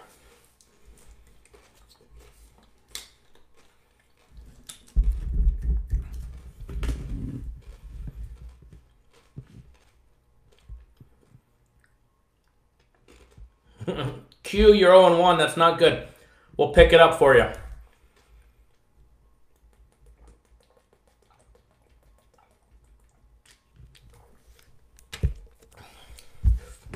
Love it. Love it. Love it. Keep them coming, guys. Love seeing who you guys are on. I don't even care if it's against us. Obviously, one of us is going to win. The better team's going to win today.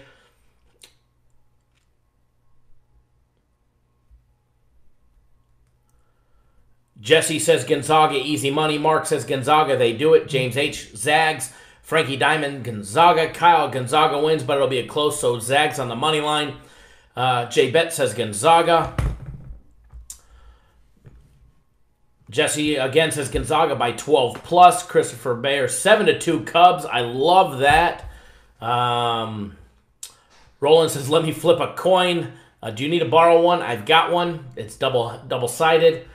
Joe Dirt Gonzaga wins, but FSU covers. James H Florida State coach is a dummy. Sportsman of the year Florida State +8. Tom Florida State plus the points. Oregon plus the points. Locks of the day. Smooth 42-16 Florida State all day long. Anthony Skakun says 6 runs in the 5th inning. Absolutely nice Cubs game right there.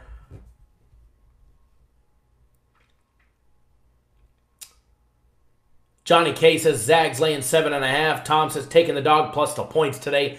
Brian Watson 7-2 Cubs. Cha-cha-cha-ching. Zimmerman pitching a perfect game through 6. Jose says Gonzaga over. Jerome Alexander says Gonzaga laying 8.5. UVA 8.5. Hampton plus 3.5. UL Monroe plus 3.5.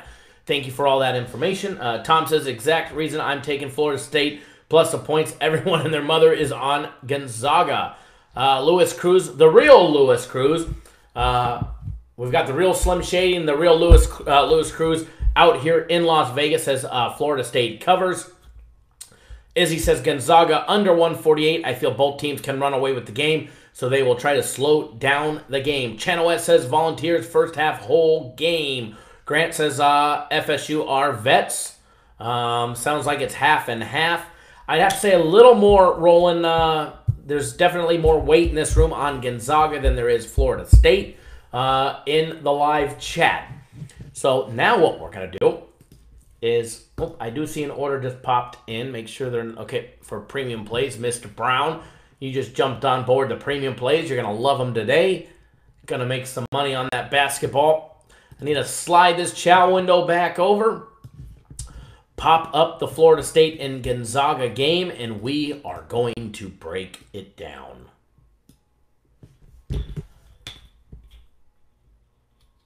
Edward, take it easy, bud. Make sure you're not reading all the lights and on the chat, and just take it easy. We appreciate you listening and tuning in. Big shout out to Edward. Hammered home some big bets yesterday. Edward's got everything back on track. So hope you feel better, Ed. Let's take a look at the line on this game. Gonzaga opened up as a 6.5-point favorite. It quickly jumped to 8. It is now back down to 7.5. It's coming back down to reality. Florida State catching 7.5. However, if you were to go to the Win, CG Technologies, or betonline.ag or 5 Dimes, you can still find Florida State plus the 8. Total opened up at 126. It is down to total on this game opened up at 147.5. It is up to 148.5. Let's take a look at the money on this game, see where everybody's lying, all right? 59% of all bets coming in right now are on Florida State, 41% on Gonzaga. That number has since shifted. It was a lot completely lopsided earlier in the day where all the money was on Gonzaga. The late money coming in on Florida State. As far as the over and under goes, 62% taking the over. 38% of all bets coming in right now are on the under. When it comes to money line bets, 65% taking the favorite Gonzaga with 35% on the big dog Florida State. All right, take a look at Gonzaga, guys. 32-3. Their 3 losses on the year. 2 of them came back-to-back back in December. They were a little over a week apart, but they lost to Tennessee 76-73. And they lost to North Carolina 103-90. Then they lost in the West Coast Conference Tournament in the championship game against St. Mary's, losing 60-47. They entered the NCAA tournament as a number 1 seed. Took a nice big win over Farley Dickerson, 87-49, and Baylor, 83-71. And then on the other side of the court, guys, we got Florida State 29-7, who has been peaking at the right time just as much as Gonzaga as far as winning games. They've won 1, 2, 3, 4, 5, 6, 7, 8, 9, 10, 11, 12, 13, 14, 15, 16 of their last 18 games with wins against Clemson, Miami of Florida, Georgia Tech, Syracuse, Louisville, Wake Forest, Georgia Tech, Clemson again, Notre Dame, North Carolina State, Virginia Tech, Wake Forest, Virginia Tech again. They did beat Virginia by 10 in the Atlantic Coast Conference Tournament, and they also got wins over Vermont and Murray State in the NCAA Tournament as a 4th seed. All right, their last loss came on March 16th, losing to Duke by 10 points in a neutral site game in that Atlantic Coast Conference Tournament where they lost 73-63. All right. Prior to that, it was February 23rd. They've had only 2 losses since January 22nd. Since January 20th, they have only 2 losses, and that's to North Carolina and Duke. So, taking a look at the numbers on this game. Florida State knocking down 50.7% from the field. They're going to be up a Gonzaga team that ranks nearly first in every offensive category there is. All right, guys? Florida State's going to have to play some defense, and they're going to have to play it good. It's a good thing we've got their adjusted efficiency ranked 10th in all of Division I. That's Florida State on defense, by the way. Florida State on offense, guys, they're hitting 33.7% from out deep. They're hitting 50.9% of all their dunks, layups, and jump shots. And they're hitting 74.6% of all their free throw attempts. Excuse me. Gonzaga on the other side. The number 1 offense in college basketball today. They're hitting 59.7% from the field. Number 1 in that category. Turnover percentage, 14.6%. 8th lowest in Division I. 3-point plays, all their 3-pointers, 36.6%. So one category they don't excel at. 65th in the country. All those 2-point plays. 62.2%. Number 1 in the country in this category.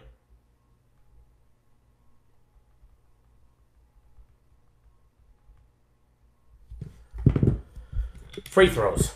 19th best free throw shooting team at 76.2%. Shots blocked. Number 1 in this category, as they are leading the league in a low of 52.1%. Sorry, 5.2% of all their shots being blocked. All right, number 1 in this category as far as the best team at not getting their shots blocked. Both go to the bench for over 20%, 23.7% of all minutes played by bench personnel for Gonzaga compared to 38% for Florida State. 2 foul participation protocol, monster advantage towards Florida State as they're only in it 3.8% of the time compared to 31.8% for Gonzaga. All right, guys? So, as far as this game goes, the side on this game is part of our March Madness package, as I've already told you guys. All right?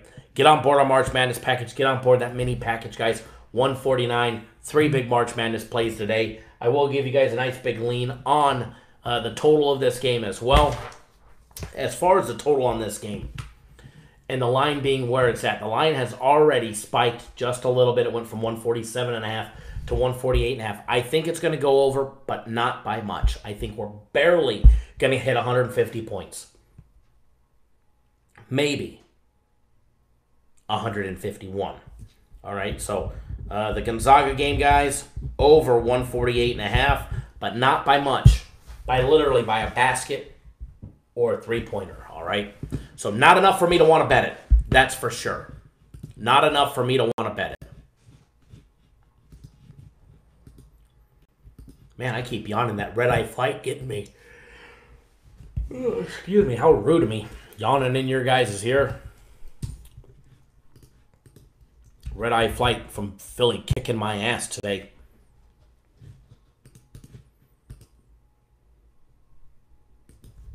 Yeah, James H., you better go check it. Jacob, we gave out a free official play, our first official Major League Baseball play of mine personally. Gave it out on the Chicago Cubs on the money line.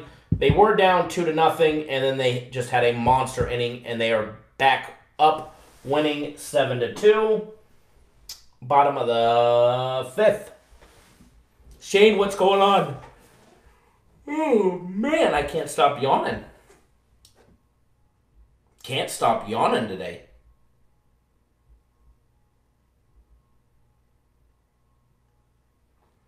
Yeah, we gave it out as soon as we got live, but I'll have another free play. Ooh, crackly crack. Have another free play for everybody. Great advice there, Tom, Mr. Tom Weiner. I do appreciate that. For everybody that appreciates all the hard work that we do to bring you guys the free winning plays 7 days a week, 365 days a year, do us a favor, give us a thumbs up. Give us that big thumbs up. Just click the X button on that live chat if you're on your phone or your tablet, and you'll see the thumbs up button. Click that thumbs up button, guys. Give us a big like in the video. Let us know you appreciate all the hard work that we do to bring you guys the free winning plays 7 days a week, 365 days a year. Don't forget, I will be live 2 times tomorrow. I tried to go live 2 times today. However, it did not pan out because I was flying back from Philly.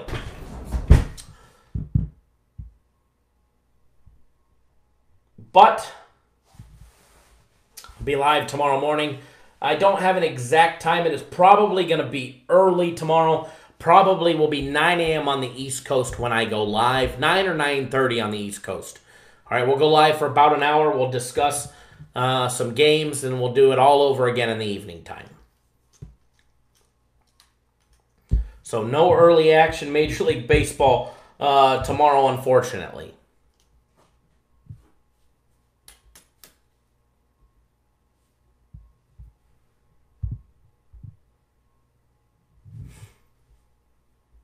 That's the power of Harper, especially when you got more people in your rotation.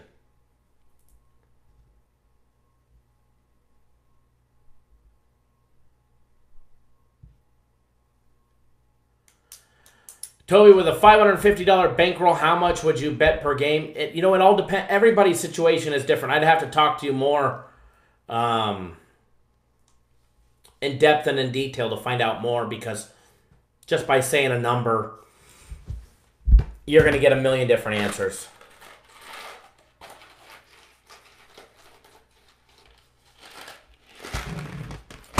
There's a lot of variables, a lot of different things to answer. Yes, I do have a box of Reese's Pieces. I'm hoping if I put a little sugar in my system, it might wake me up, give me a little spark.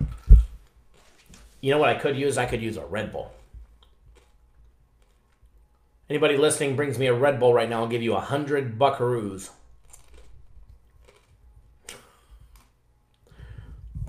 So, lean on the Gonzaga game, over 148.5, but not by much. Not by a country mile, but just by a little thin pancake, all right? I'd love to do that. I'd love to go, Dave.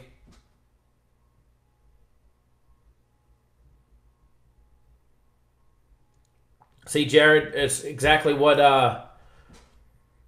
Jared just asked. Our prime questions. Do you put money into your bankroll weekly, monthly, or when you go down in finances, etc.?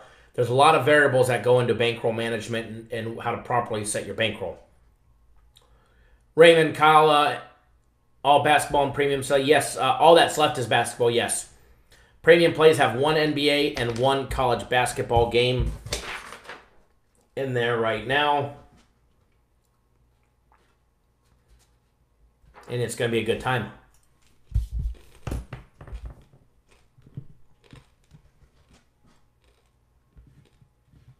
So,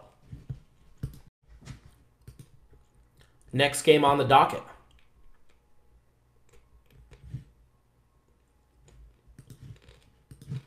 Next game on the breakdown list. Let's actually save this one for last. All right? We're going to save the Oregon-Virginia game for last. We're going to break down the I'm so tired I can't even talk. Loyola Marymount in South Florida game. The Hampton, the NJIT, then the Texas Southern and the Louisiana Monroe game. And then we're going to cycle right back to the Oregon-Virginia game, the last NCAA game of the day. Would I ever add parlays to your packages? You mean, would I ever tell you what to bet as a parlay? Or would I ever have you bet it as a parlay? If you want to bet a parlay, that's fine. Make sure you're just betting it small. And if you go 2-1, you better be making a profit, all right? You better be making a profit. But if you want to throw in a small little parlay for fun and for shits and giggles, you know, that's on you. And, you know, as long as you're not making it the same as your regular bet, that's fine. That's perfectly fine. I don't put out the suggestions. I'm not a big fan of parlays. I don't promote them. And it's one thing, if I was to put them out, and even if, Jacob, even if I said, this is just a small suggestion, if I put it out, people will go hammer it. And then when it doesn't win, I'm the biggest asshole in the world, but yet, you know, you go 2-1 and you didn't make any money. So, that's the reason why.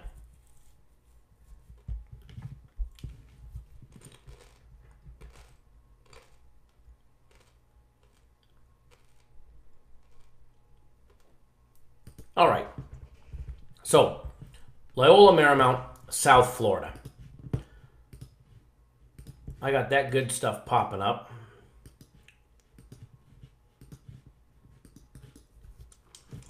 Let's take a look at the odds on this game. South Florida opened up as a 4.5 point favorite. It's down to 4 at the Mirage and MGM, as well as betonline.ag. All right, it's moving upwards. Opened up at 4.5. It dropped to 4. I actually saw 3.5 at one point yesterday, but it was there for about 2 minutes.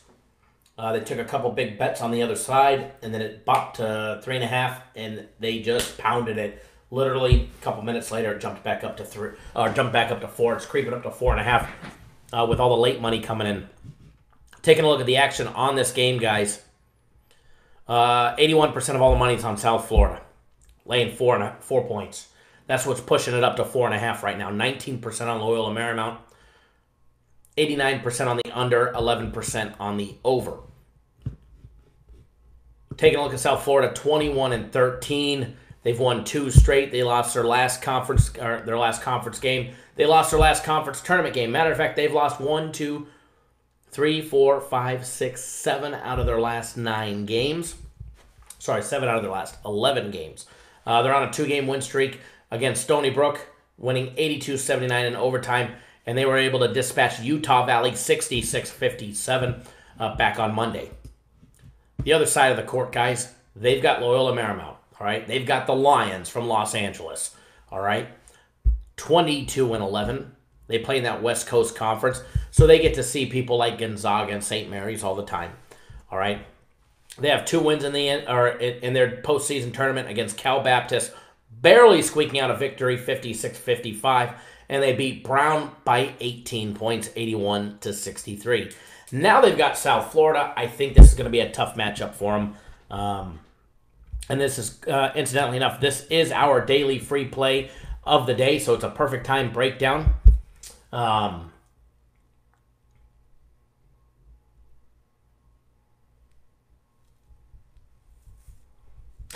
Grant trying to be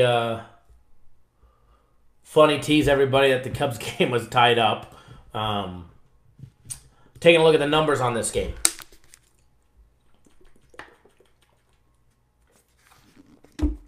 LMU knocking down 49.6% from the field, only 31.6% from out deep, all their 3-point plays. There's only 50 teams in all of Division I out of 353 that shoot a worse of a 3-ball than LMU. They're knocking down 50.5% of all their 2-point plays. However, they are an excellent free throw shooting team at 75.5%. Now, there's an edge when it comes to offense to Loyola Marymount. Not by much. And the only edge is that South Florida, they can put up scores. They can hang with some of these teams. All right? They've got to win against Wichita State. They have beat Memphis. They beat East Carolina twice. They beat UConn. They beat FIU. They hung with Georgetown at the beginning of the year. They lost in overtime. They hung with Temple, lost by 2.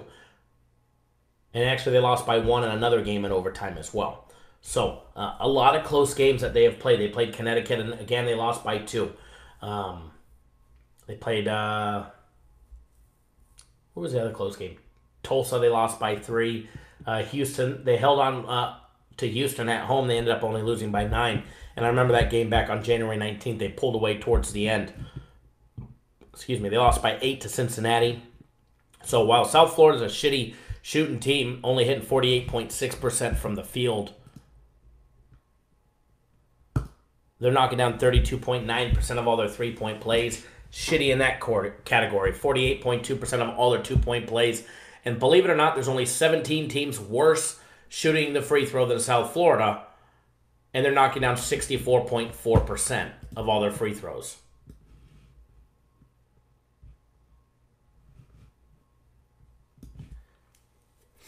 Now, going to the bench, both go to the bench for over 32%. 32% for South Florida, 32.5% for LMU. 2-foul participation protocol, huge advantage for South Florida. They're in the 2-foul participation protocol only 6.2% of the time compared to 22.4% for Loyola Marymount. As far as this game goes, this is our daily free play, all right? So I'm going to start out with a lean on the total on this game, and then I'm going to give you what our daily free consensus play was. All right, we've got the total on this game set right now at 132. Believe it or not, we actually have this game barely staying under. We actually have a final score prediction of 129. All right, so with the total being 132, and it skyrocketed. It was 125. All right, we were rolling with the over until we've seen what it did, and we're gonna flip the script on it. So LMU, South Florida. On the total, under,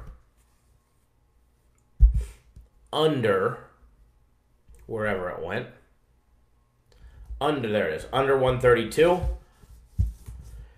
We've got a prediction with a final score being 129 points scored. All right, now we did give out a free consensus play on South Florida laying 4.5. It is down to 4 right now in some spots, but we'll still keep it at 4.5, all right? So I'm going to post that in the comments, free consensus play. This was our daily consensus play as well.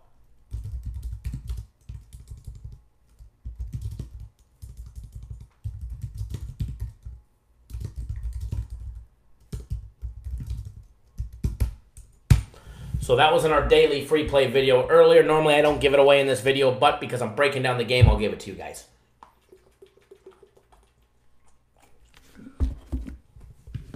So, now we're going to start breaking down the next game. But before I start breaking down this next game, would love to know who you guys like. All right, Hampton and NJIT. All right, guys, Hampton. Let's hear it. Let's hear it. Let's hear it. Line on this game starting, guys. Oop, closed the wrong window out. New Jersey Technical Institute, guys, opened up at 3, laying 3.5.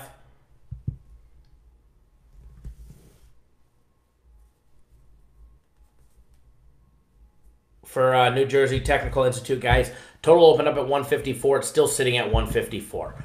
So post in the comments who you guys like. I'm going to grab one more bottle of water. Whenever I fly, I always get dehydrated. So, and I'm trying to stay awake because I'm exhausted from that fatty on the plane. No offense to all the overweight, obese people like me, but man, this guy he just wouldn't stop snoring. I mean, I nudged him a couple times. I mean, I didn't have to nudge him very far. He was halfway in my seat. So, nudged him a couple times, and it was all she wrote.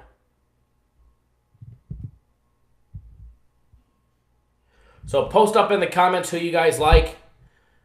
Granny was grinding gears, man. This guy, I know, he was straight chainsawing it. It was bad.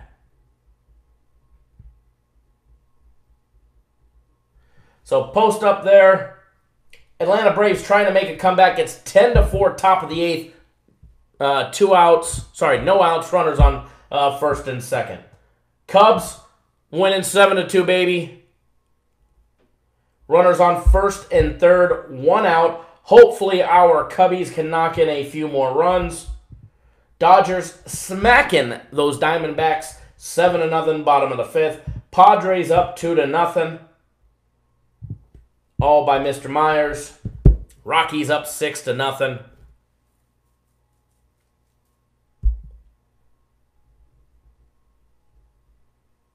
Toby just says, Jared, normally he adds to his bankroll if he loses his ass. However, since he's met me, he hasn't had to add much. So that's a great thing right there. So, guys, give me one more minute. I'll be right back. Got to grab another bottle of water. I'll be right back.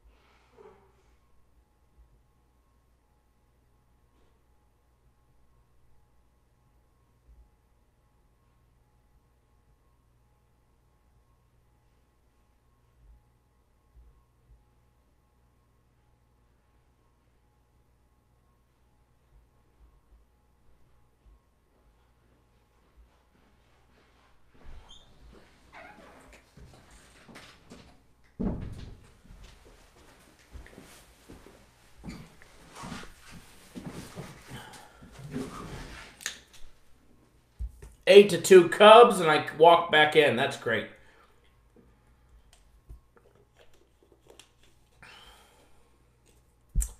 Matthew, what's going on, bud?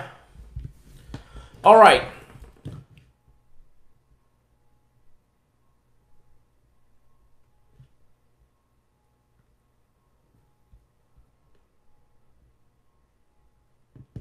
Let's get this breakdown rolling. I do have a free play coming up for you guys here in just a little bit.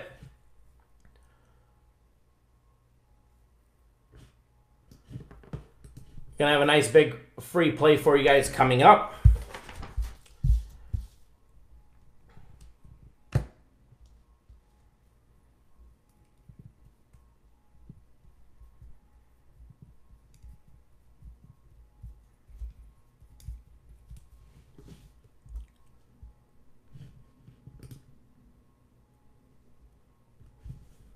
One quick second. We're not going to take up much of your guys' time. We're actually going to break down these next couple games really quickly, and then we're going to get to that Virginia game. Mr. Height, what's going on, sir? So we're going to break down the Hampton, New Jersey Technical Institute game.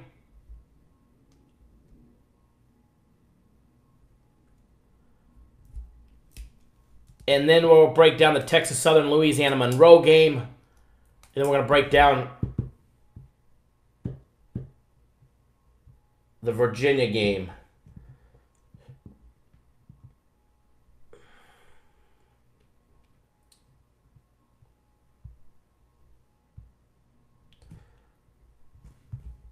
Cubbies runners on first and second, 2 outs. Looking to do some more damage against the Rangers.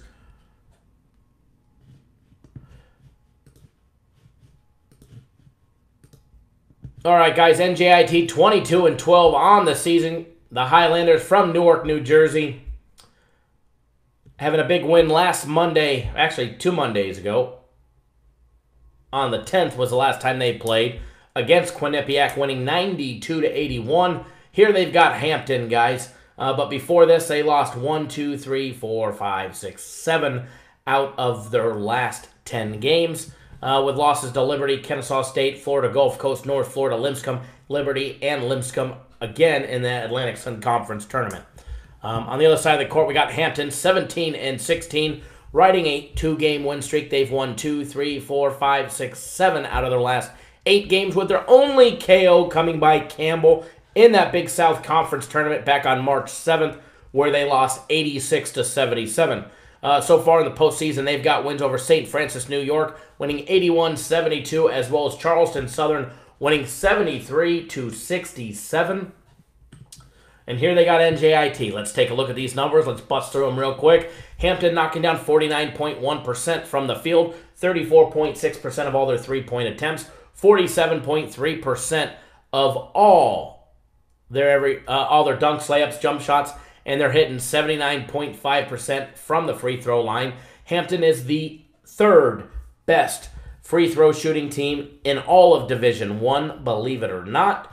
Going up against an NJIT team who's hitting 51.2% from the field, 35.2% of all their three-point plays, 50.2% of all their two-point plays, as well as 71.7% from the free throw line, all right? Both are over 25% when it comes to minutes played by bench personnel. 25.1% for Hampton compared to 25.6%, so a 0.5% difference for NJIT.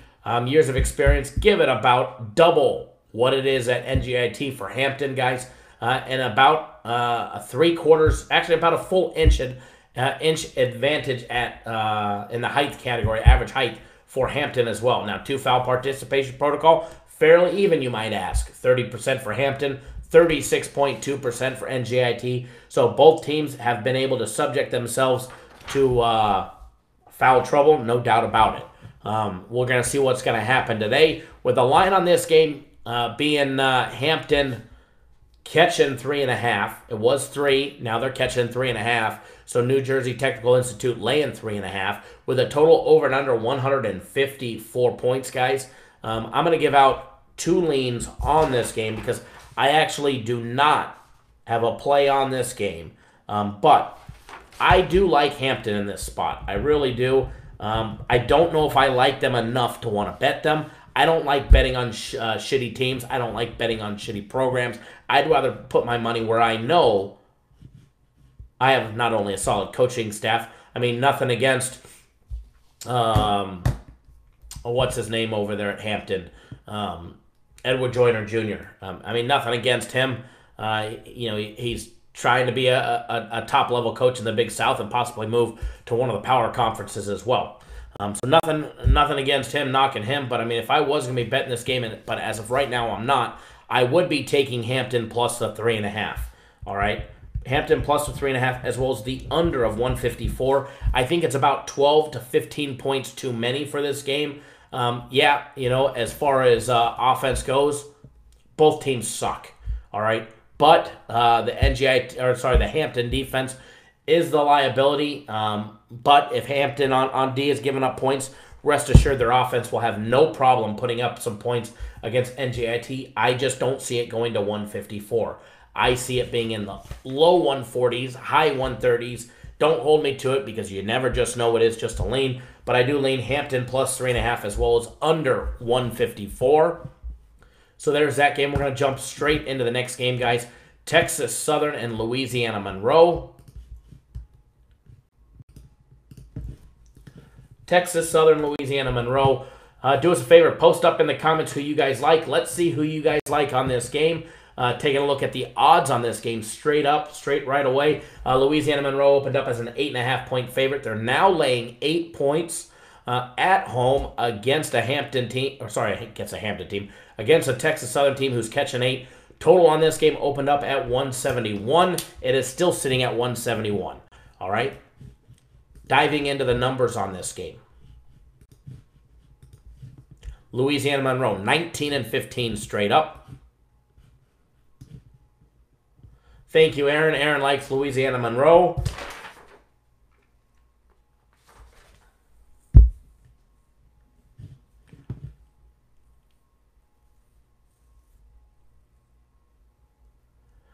It's not that nobody knows Texas Southern. I bet Texas Southern quite a bit this year. I actually know them extremely well. And I looked really, really hard into this game because we had some big wins against Texas Southern, not just in their Southwest Atlantic Conference tournament or the postseason so far, like when we had them against Texas Rio Grande Valley. We also had them, I had them against Alabama State. I had them against Alabama A&M. I had them against Jackson State earlier in the year. I had them against Texas 88-73. They also beat Oregon, don't forget, in the beginning of the year, November 26th. They beat Oregon 89-84, and they also beat Baylor to open up the year with a win over Baylor 72-69. So Texas Southern does have quality teams that they play and non-conference play. All right, they also have faced up against Gonzaga. Obviously, they got their ass kicked. They played Iowa State. They lost by 12. They played San Diego State. They lost by 29. They beat Oregon. They lost to Arizona State by 12 when Arizona State was actually good. They lost by 17 to Georgia. And then they started conference play after their big win against Texas A&M, which between that and Oregon is their signature win of the year. Mr. Smith, absolutely a lot of good players on that Texas Southern roster. I mean, you got Jeremy Combs, Jalen Patterson, John Jones, Tyreek Armstrong. I always pronounce this kid's name wrong, but Mr. Butler, Devocio, or however you pronounce. I always pronounce that kid's name wrong. I feel bad.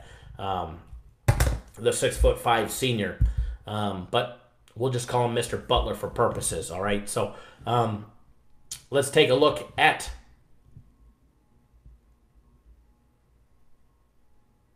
Louisiana Monroe. Their last loss came in that Sun Belt Conference tournament to Georgia Southern, losing 81-67. When you dive into the numbers of these teams and you take a look at who does what and who's capable of doing what, the first thing that you're going to see is you're going to see a lot of red in as far as the offensive column of Texas Southern. They're not the most efficient team on offense. They're not the best shooting team either. All right, they hit 50.8% from the field. They knocked down 32.1% of all their three-point plays. They're only hitting 52.2% of all their two-point shots, every dunk, layup, jump shot. And they're only hitting 66.7% from the free throw line. There's only 43 teams worse than them in all of Division I. When you look at Louisiana Monroe, they're a fairly efficient offense. They're not the fastest team. Texas Southern is a team that likes to move the ball. When they move the ball fast and you don't have to hire the caliber of players that they probably should be to playing an up-tempo type of game, Texas Southern holds the ball on average 15.6 seconds per possession on offense compared to Louisiana Monroe that likes to slow it down at 18.2 seconds per possession. All right, Louisiana Monroe hitting 54.2% from the field because they take their time. They're also knocking down 40.1 three-point attempts, which has them 7th best in all of Division I. They're also knocking down 49.5% of all their two-point plays, every dunk, layup, jump shot, and they're knocking down a 4th best in Division I from the free throw line at 78.8%. Both go to the bench for over 20%. 20.4% of all minutes played by bench personnel for Louisiana Monroe compared to a high of 38.4% for Texas Southern. When it comes to the two-foul participation protocol, you got to throw the edge to Texas. They're in it quite a bit themselves at 26.5%, but that doesn't compare to the 40.9%, the near 41% in that two-foul participation protocol for Louisiana Monroe. It's one thing about their head coach, guys, about Keith Richard. He does not mind his players playing with two fouls. I'd like to say Texas Southern on this game, guys. I do know them very, very well. I do know their program. When you take a look at Louisiana Monroe and who they've played, they do have some big game experience. They've got a road loss to Texas that they lost by 10. They've got a road loss to Michigan State where they lost by 21. They lost by to Mississippi on the road by 23. They lost to LSU. So they were not afraid to step out and play some of these bigger teams in these bigger conferences. Obviously, they entered conference play. They've got a win over Arkansas State, Georgia State, Georgia Southern, Appalachian State, Texas State, and Little Rock, and I think I about named it all, okay? I like this one a lot, but I didn't like it enough to bet it. Something about the three ball of Louisiana Monroe was holding me off and scaring me. Texas Southern is not good at defending the three. But hell, either is Louisiana Monroe.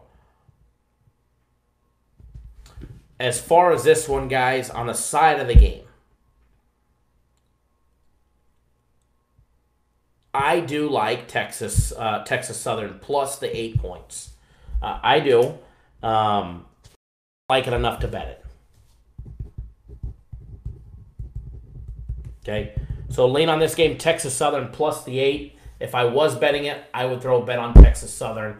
I think they're the better team. They may not be the better team on paper, But I think when it comes to coaching matchup, and that's where these postseason games come to play, Johnny Jones, I think he's a better coach down there in Houston, or Houston, Texas, for Texas Southern than Keith Richard is for Louisiana Monroe. I think Texas Southern has more big game experience, especially this year with games against Baylor that they actually won, Gonzaga, Iowa State, San Diego State, Oregon, which they beat, and we all see Oregon's a Sweet 16 team, but they weren't a Sweet 16 team back on November 26th.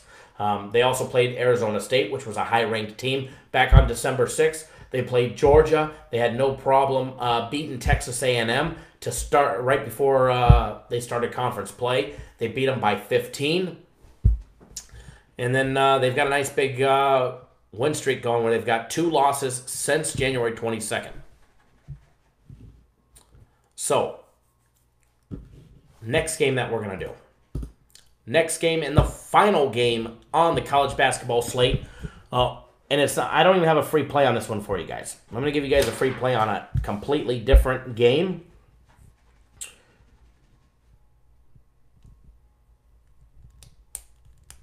Matter of fact, I might give you guys two more free plays. I'm feeling kind of generous today. Are you guys getting bored with the Cubs game? You guys failed to let me know that it's 9-2.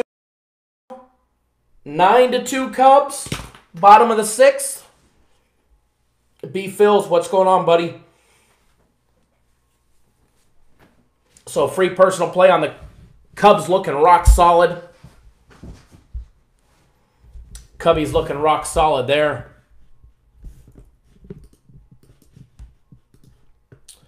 So we got that Virginia and Oregon game popping up. What's going on, Mr. Blevins? Johnny K, what's going on? So do us a favor, all right, guys? This is what I want to know. We're going to be breaking down the Oregon-Virginia game. We do have a play on this.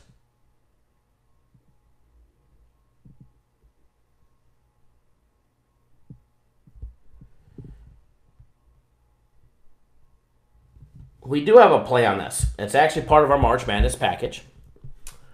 But before we get to that, let's go over the line.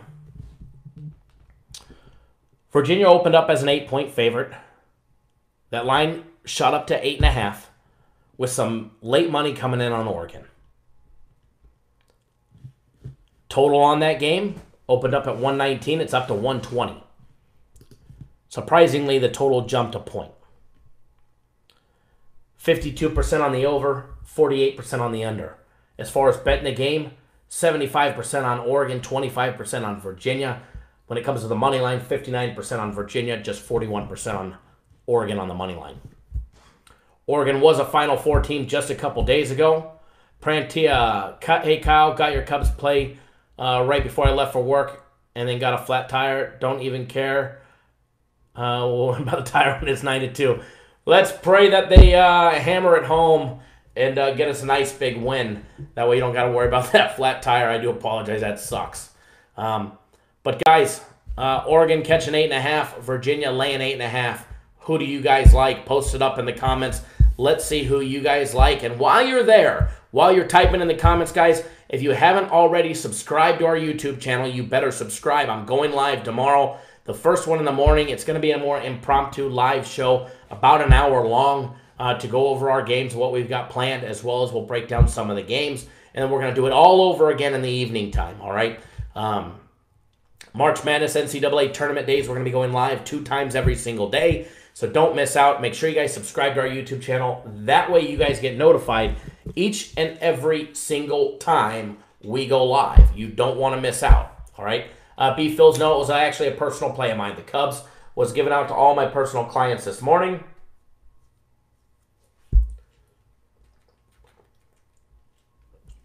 Aaron, who posted up just a little bit ago, can attest to that one. Same with B. Height, as well as everybody else in our live chat that is on my personal plays, which is a lot of you. So post up in the comment who you guys like. Frankie Diamond likes Virginia. Come on, guys, let's get some user participation here. Chat's a little too quiet today. We got 90 people watching. Let's get this chat moving. William just texted me, said he's on Oregon plus 8.5.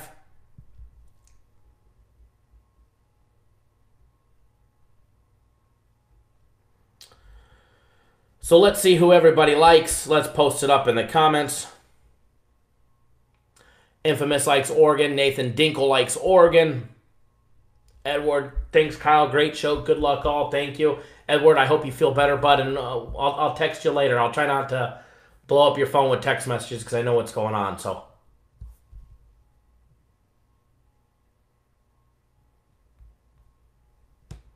Mark Blevins likes Oregon. King Hayden 87 likes Oregon for sure. Kyle Koss likes Oregon.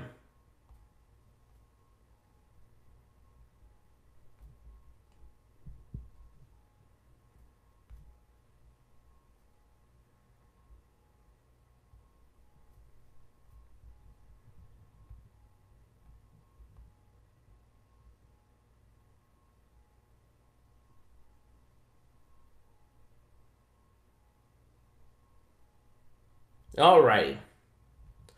Christopher Bayer likes Oregon. I'm nervous, but it feels trappy. Virginia always has trouble playing against athletic teams. Mayor Latte High.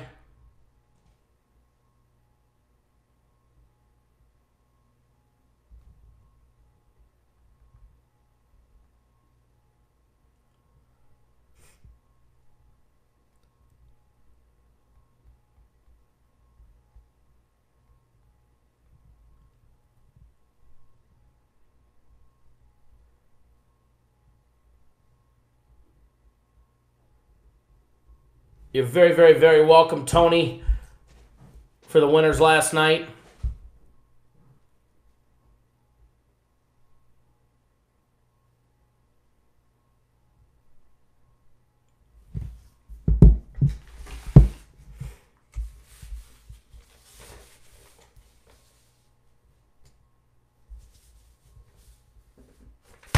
Funny, I get a text message. Darko, I don't know if you're watching the live show or not. But your text message cracked me up. It says, man, one thing about you is every time you gave me a pick and you went against the sharp money, you win with the big muscles. You know, anybody can win on any given day, and you just need to know which day you're taking the right team. And just because the sharps are on one side doesn't mean that the sharps win every single day, that's for sure.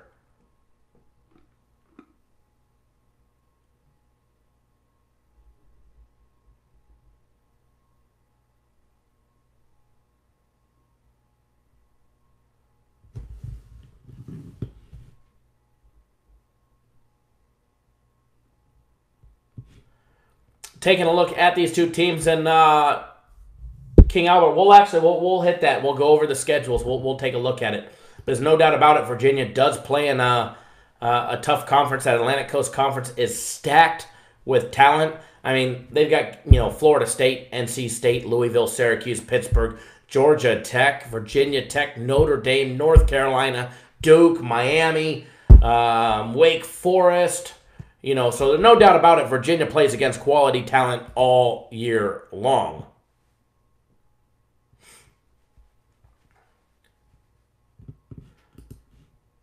We definitely, and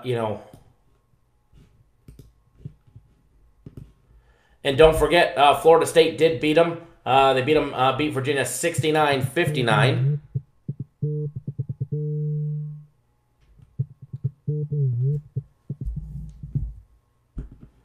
And Duke beat them twice, 72-70 and 81-71. So if anyone, Duke is a very athletic team. We all know that. Same thing with Florida State. Virginia hasn't lost many times. They've lost 3 times this season. They've got a record of 31-3. Duke laid the foundation to beat them. Florida State beat them as well. Rest assured, those Oregon coaches are paying attention. When you take a look at Oregon, guys, 25-12. Remember, to win an NCAA championship, you got to get lucky. If Duke wins, it's at that final basket last week that tip-in went in and out. The year before that with Grayson Allen, that shot not going in. In order to win the championship, you got to get lucky during the tournament. Take a look at Oregon. They had a disaster of a season. They opened up with 2 winners against Portland State, Eastern Washington. Then they lost to Iowa. Then they beat Syracuse and Green Bay. Then they lost to Texas Southern and Houston. Then they beat Nebraska, Omaha, San Diego, Boise State, and Florida A&M. Then they lost to Baylor. Then they beat Boise State. Then they lost to Oregon State and UCLA in conference play. Then they beat the Trojans. Then they beat Arizona. Then they lost to the Sun Devils down at Arizona State. Then they lost to the Huskies up in Washington.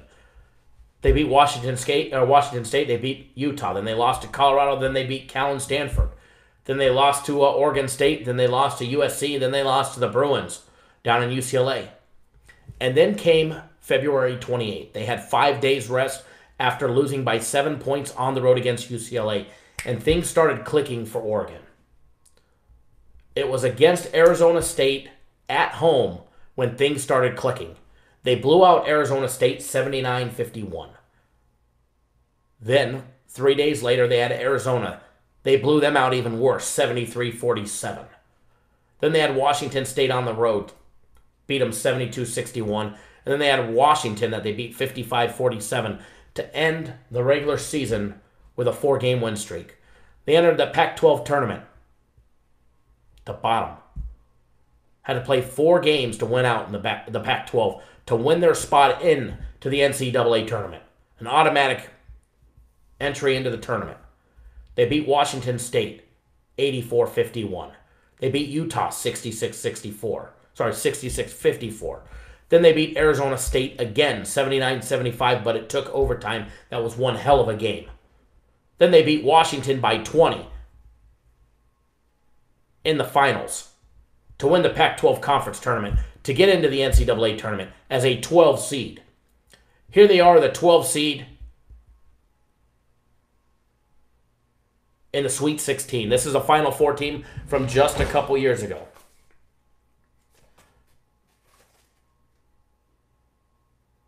Before the tournament started, they were 60-1 to make the Final Four.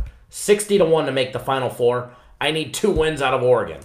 I need 2 wins out of Oregon to make me a nice little chunk of change. If it happens, it happens. If it doesn't, no big deal. If they somehow were to get lucky, and I don't even know if you call it luck, but if they were to beat Virginia today, I'd probably hedge the next one because I'm guaranteed money. Unless they're playing Tennessee, then I don't need a hedge.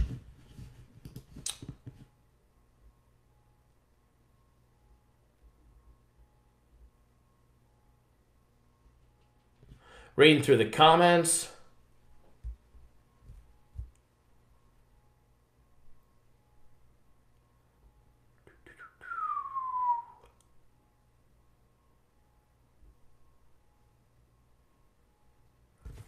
King Albert says, Oregon hit a gear versus Animators that I've rarely seen look like a pro team versus a college team. They put up like 18 out of 20 dominant halves of b-ball together, and they got a field general. No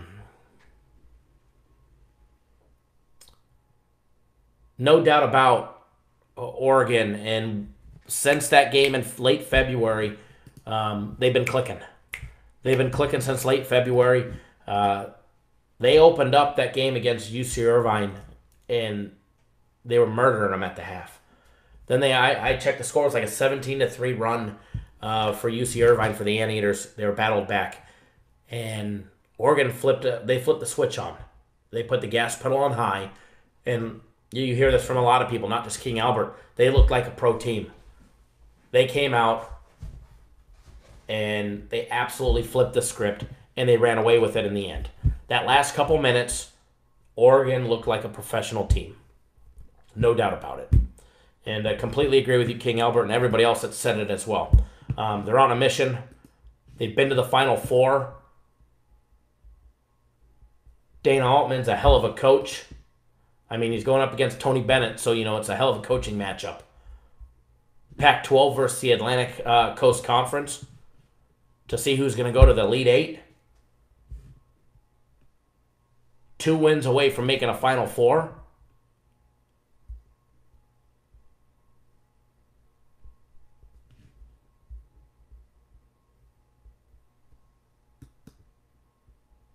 And like I said earlier, it's about peaking at the right time. Can Oregon do it? They're on a 10-game win streak. I mean, Virginia's Virginia. Virginia should be able to beat just about any team in the league with the exception of Duke. And Duke's got their number, and they've been close. They've been close. But look at what Virginia did, struggling against teams. They got beat by Florida State in their conference tournament. Struggled early against Gardner-Webb. Against Oklahoma, they only beat them by 12.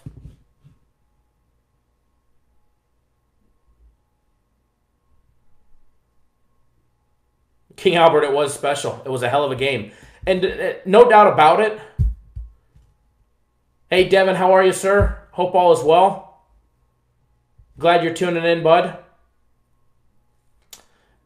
Lux Boss, you're correct. Virginia don't have an inside game. This is probably, to me, I know the Purdue and Tennessee game is going to be exciting as hell. The Michigan game, to me, it's going to be boring as shit. Now, we may see low scoring in the Oregon game. Oregon and Virginia game. But to me, this is the matchup of the night. This is the heavy hitter versus the team that shouldn't even be there. Let's face it, Oregon shouldn't be there. They went 10-8 in conference play. They had to win their tournament to get in. But here they are. Sweet 16. Let's take a look at these numbers, guys. Let's compare both teams. In our system, we've got Virginia as the third best adjusted efficiency on defense, as well as the second best when it comes to offense. However, Oregon, we've got up there at 15th, ranked up 15th on defense and 72nd on offense. All right, Oregon hitting 52.1% from the field. They're knocking down 35.1% of all their three-point plays. They're hitting 51.7% of all their two-point plays, every dunk, layup, and jump shot. They're hitting 72.1% of all their free throws all year long. They've got a low of 8% of all their shots being blocked. When it comes to Virginia on offense, they're hitting 55.8% from the field. No denying Virginia's offense can actually shoot the ball. All right? They hit 40.1% from out deep, from the three-point range. That's the sixth best stat in all of Division I when it comes to three-point shooting. All right? They hit 52.9% of all their two-point plays. They're also hitting 70% from the free throw line. As far as them getting their shots blocked, 8.2%. So give a slight little smidge of an edge to Oregon on that category. Both go to the bench for over 20%, 24.1% of all minutes played by bench personnel for Virginia compared to 34.2% for Oregon. But where there's a big advantage, Oregon has the height advantage, no doubt about it. Average height per player is 78.5 inches compared to 77.3 inches for Virginia. So a little over an inch and a quarter height advantage for Oregon on average per player. Years of experience level, it's pretty much similar, pretty close per player on average for Oregon and Virginia. Two foul participation protocol, huge advantage to Virginia, whereas Oregon does not mind playing their players in the later part of the first half with two fouls. All right, they're in at 23.6% of the time compared to 3.9% for Virginia. So if Virginia gets into foul trouble early, if one of their big starters gets into foul trouble early, Kahale Clark or Braxton Key, DeAndre Hunter, Ty Jerome, Kyle Guy, one of those guys get two fouls, they're going to go to the bench. That coach is only likely to play those players for 3% of all the final minutes played in the first half with two fouls. So if Oregon can drive the ball, get some big key players for Virginia in foul trouble, or maybe they just get lucky and get a couple key personnel for Virginia in foul trouble, Virginia will have to go to the bench early. Virginia doesn't like going to the bench for Marco Anthony, Cody Strawman, Jaden Nixon, Austin Castra. They'd rather play their starters, as shown by how few that they go to the bench. Whereas Oregon, their coach doesn't mind playing them. Dan Altman will play their players. He knows his players can handle it. Peyton Pritchard, Paul White, Lewis King, Will Richardson, Kenny Wooten.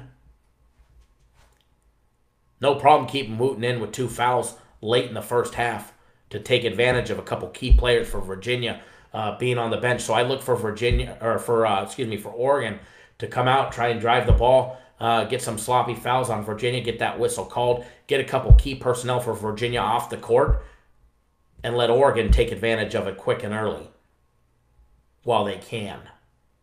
So I look for that to be part of the Oregon game plan as well. Does it work against a sturdy team coached by Tony Bennett of Virginia? We're going to find out. A lot of mysteries. I mean, I could give a reason on why, both sides could possibly, potentially cover the spread on this one. 10-2 Cubbies. We like that. We like that. Do I think they could take the first half? I think any team could take the first half. I don't like the first halves, especially March Madness.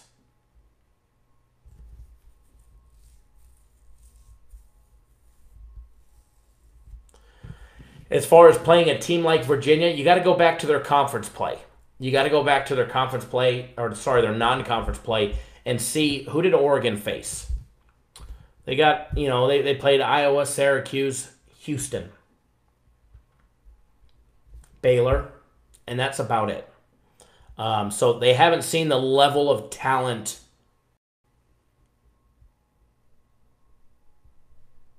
that Virginia plays on a daily basis.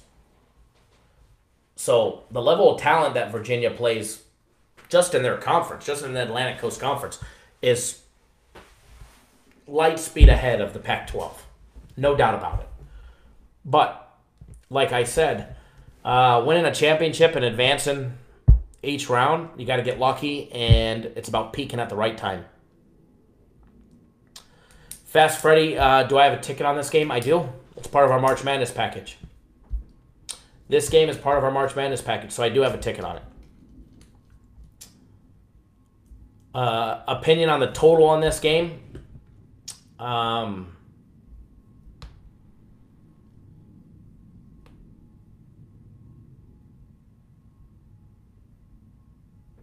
really don't. When it comes to the total, I don't like the total. I don't like the total on this game. And King Albert, you are 100% correct. With the exception of North Carolina on February 11th, they've avoided the later part of their season top-level teams. To round out the year, they had Notre Dame, Virginia Tech, Louisville, Georgia Tech, Pittsburgh, Syracuse, and Louisville.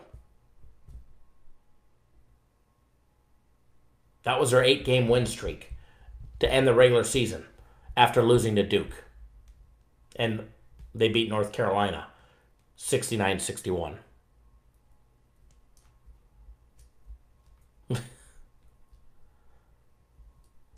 Hey, we got a lot of funny guys in here. That's what we like about the chat. So this game, the site on this game, guys, is actually part of our March Madness package. Feel free to get down on our March Madness package. We've got a March Madness mini package. That gets you almost all of the March Madness package, but at a big discounted price. Also, don't forget, guys, our premium plays are red hot. We're 8-2 in the last 4 days, picking up steam, and we have another big day planned for everybody today. We gave out one of my personal plays earlier on the Chicago Cubs, laying $1.30 on the money line, and last I heard they were still smashing Texas. Hopefully that is still the case. Nobody likes to give me any updates. Bottom of the 7th, 1 out. Cubbies up 10-2. So nice game there. Dodgers beating the Diamondbacks 12-2. Astros beating the Rays 5-1. Twins beating the Indians 2-0. Reds beating the Pirates. Whoa, the Reds are winning a game. Beating them 5-3. The Rockies beating the Marlins 6-1. I'd have to go back and check my notes, but I think the Marlins were on like the automatic to fade list last year.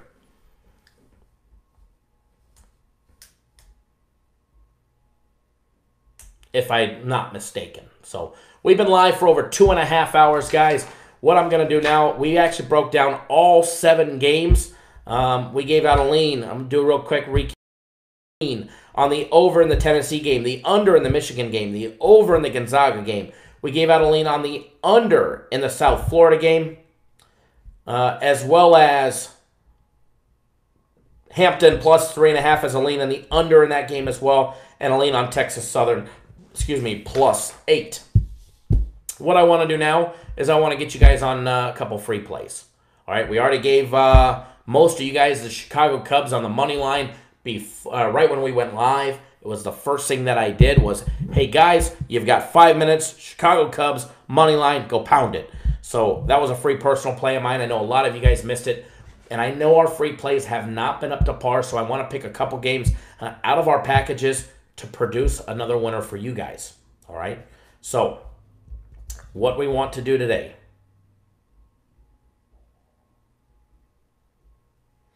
What we want to do today is going to get you guys on an NHL game as well as a premium play.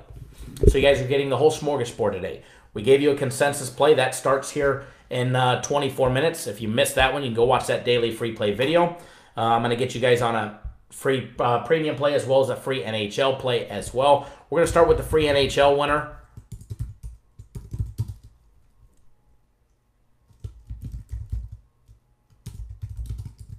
And we're going to give you guys the dog, all right, guys? We're going to give you guys the NHL winner that is the dog. We've got one favorite, one dog today. We had a +150 dog yesterday. And I'm pretty sure we're going to hit this nice dog today as well. Washington and Carolina, guys. Washington and Carolina. Washington +1... I don't know what I was about ready to say. Washington +130. They were 130 when we gave them out. I still see that they're +130 at the Westgate, 125 at William Hill.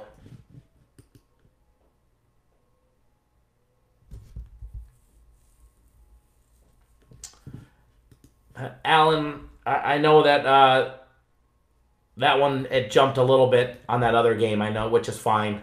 It's a winner.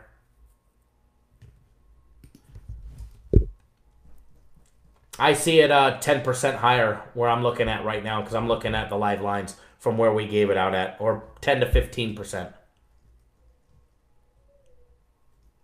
Very nice, Jared. Matthew, we were aware of that long before we put out the play. It just now made it to the public.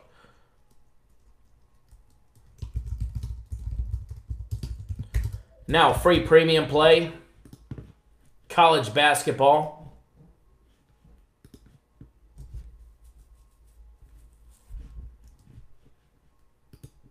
Purdue and Tennessee, guys. Tennessee's laying 2.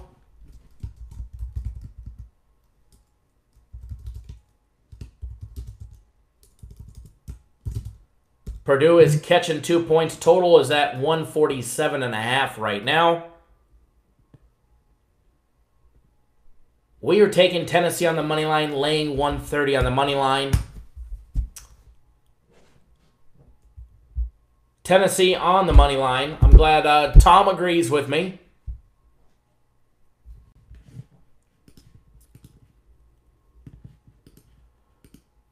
So we are rolling with Tennessee on the money line.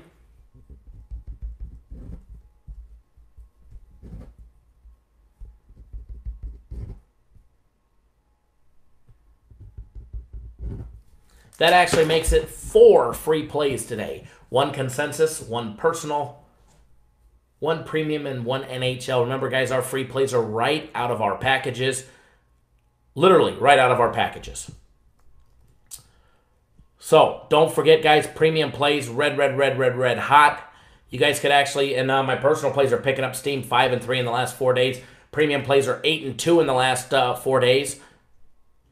You guys can pick up 1 full week of our premium plays as well as 1 full week of my personal plays. This is hands down the best combo package that we ever put out. You can get a week of the best of both worlds. $350 for the combo package. Week of premium plays, week of personal plays, hands down. Brian, stay tuned for information about our Major League Baseball, what you were asking about. It's going to be announced later tonight. I was trying to get them to throw in something to sweeten it up. And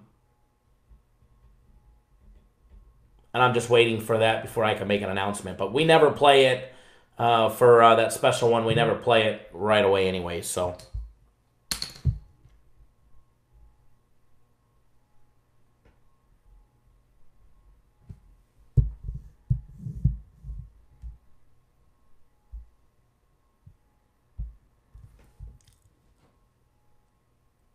So everybody do us a favor, give us a thumbs up on your way out the door. Hopefully you guys enjoy that free play. Hopefully the Cubs hang on for a victory. We only got 6 more outs to go, 2 more innings, 6 more outs to go in the Cubs game. And we're starting out 100% on my Major League Baseball on the year. So good luck, everybody. Enjoy those free plays. Everybody get on some games, make some money today. Remember, we'll be live tomorrow morning, probably right around sometime between 9 and 9:30 Eastern time. I'll be live first thing in the morning. And then we'll be live again at 4 p.m. Eastern time tomorrow. So, all right, guys, remember, watch our daily free play video coming out tonight. Be a lot of great information, including our Major League Baseball. You don't want to miss. All right, guys, good luck. God bless. Always bet within your means. And as always, don't do anything stupid. All right, guys? Take it easy. Any questions, give us a call, 888-561-8923. We'll talk to you guys soon. Thanks.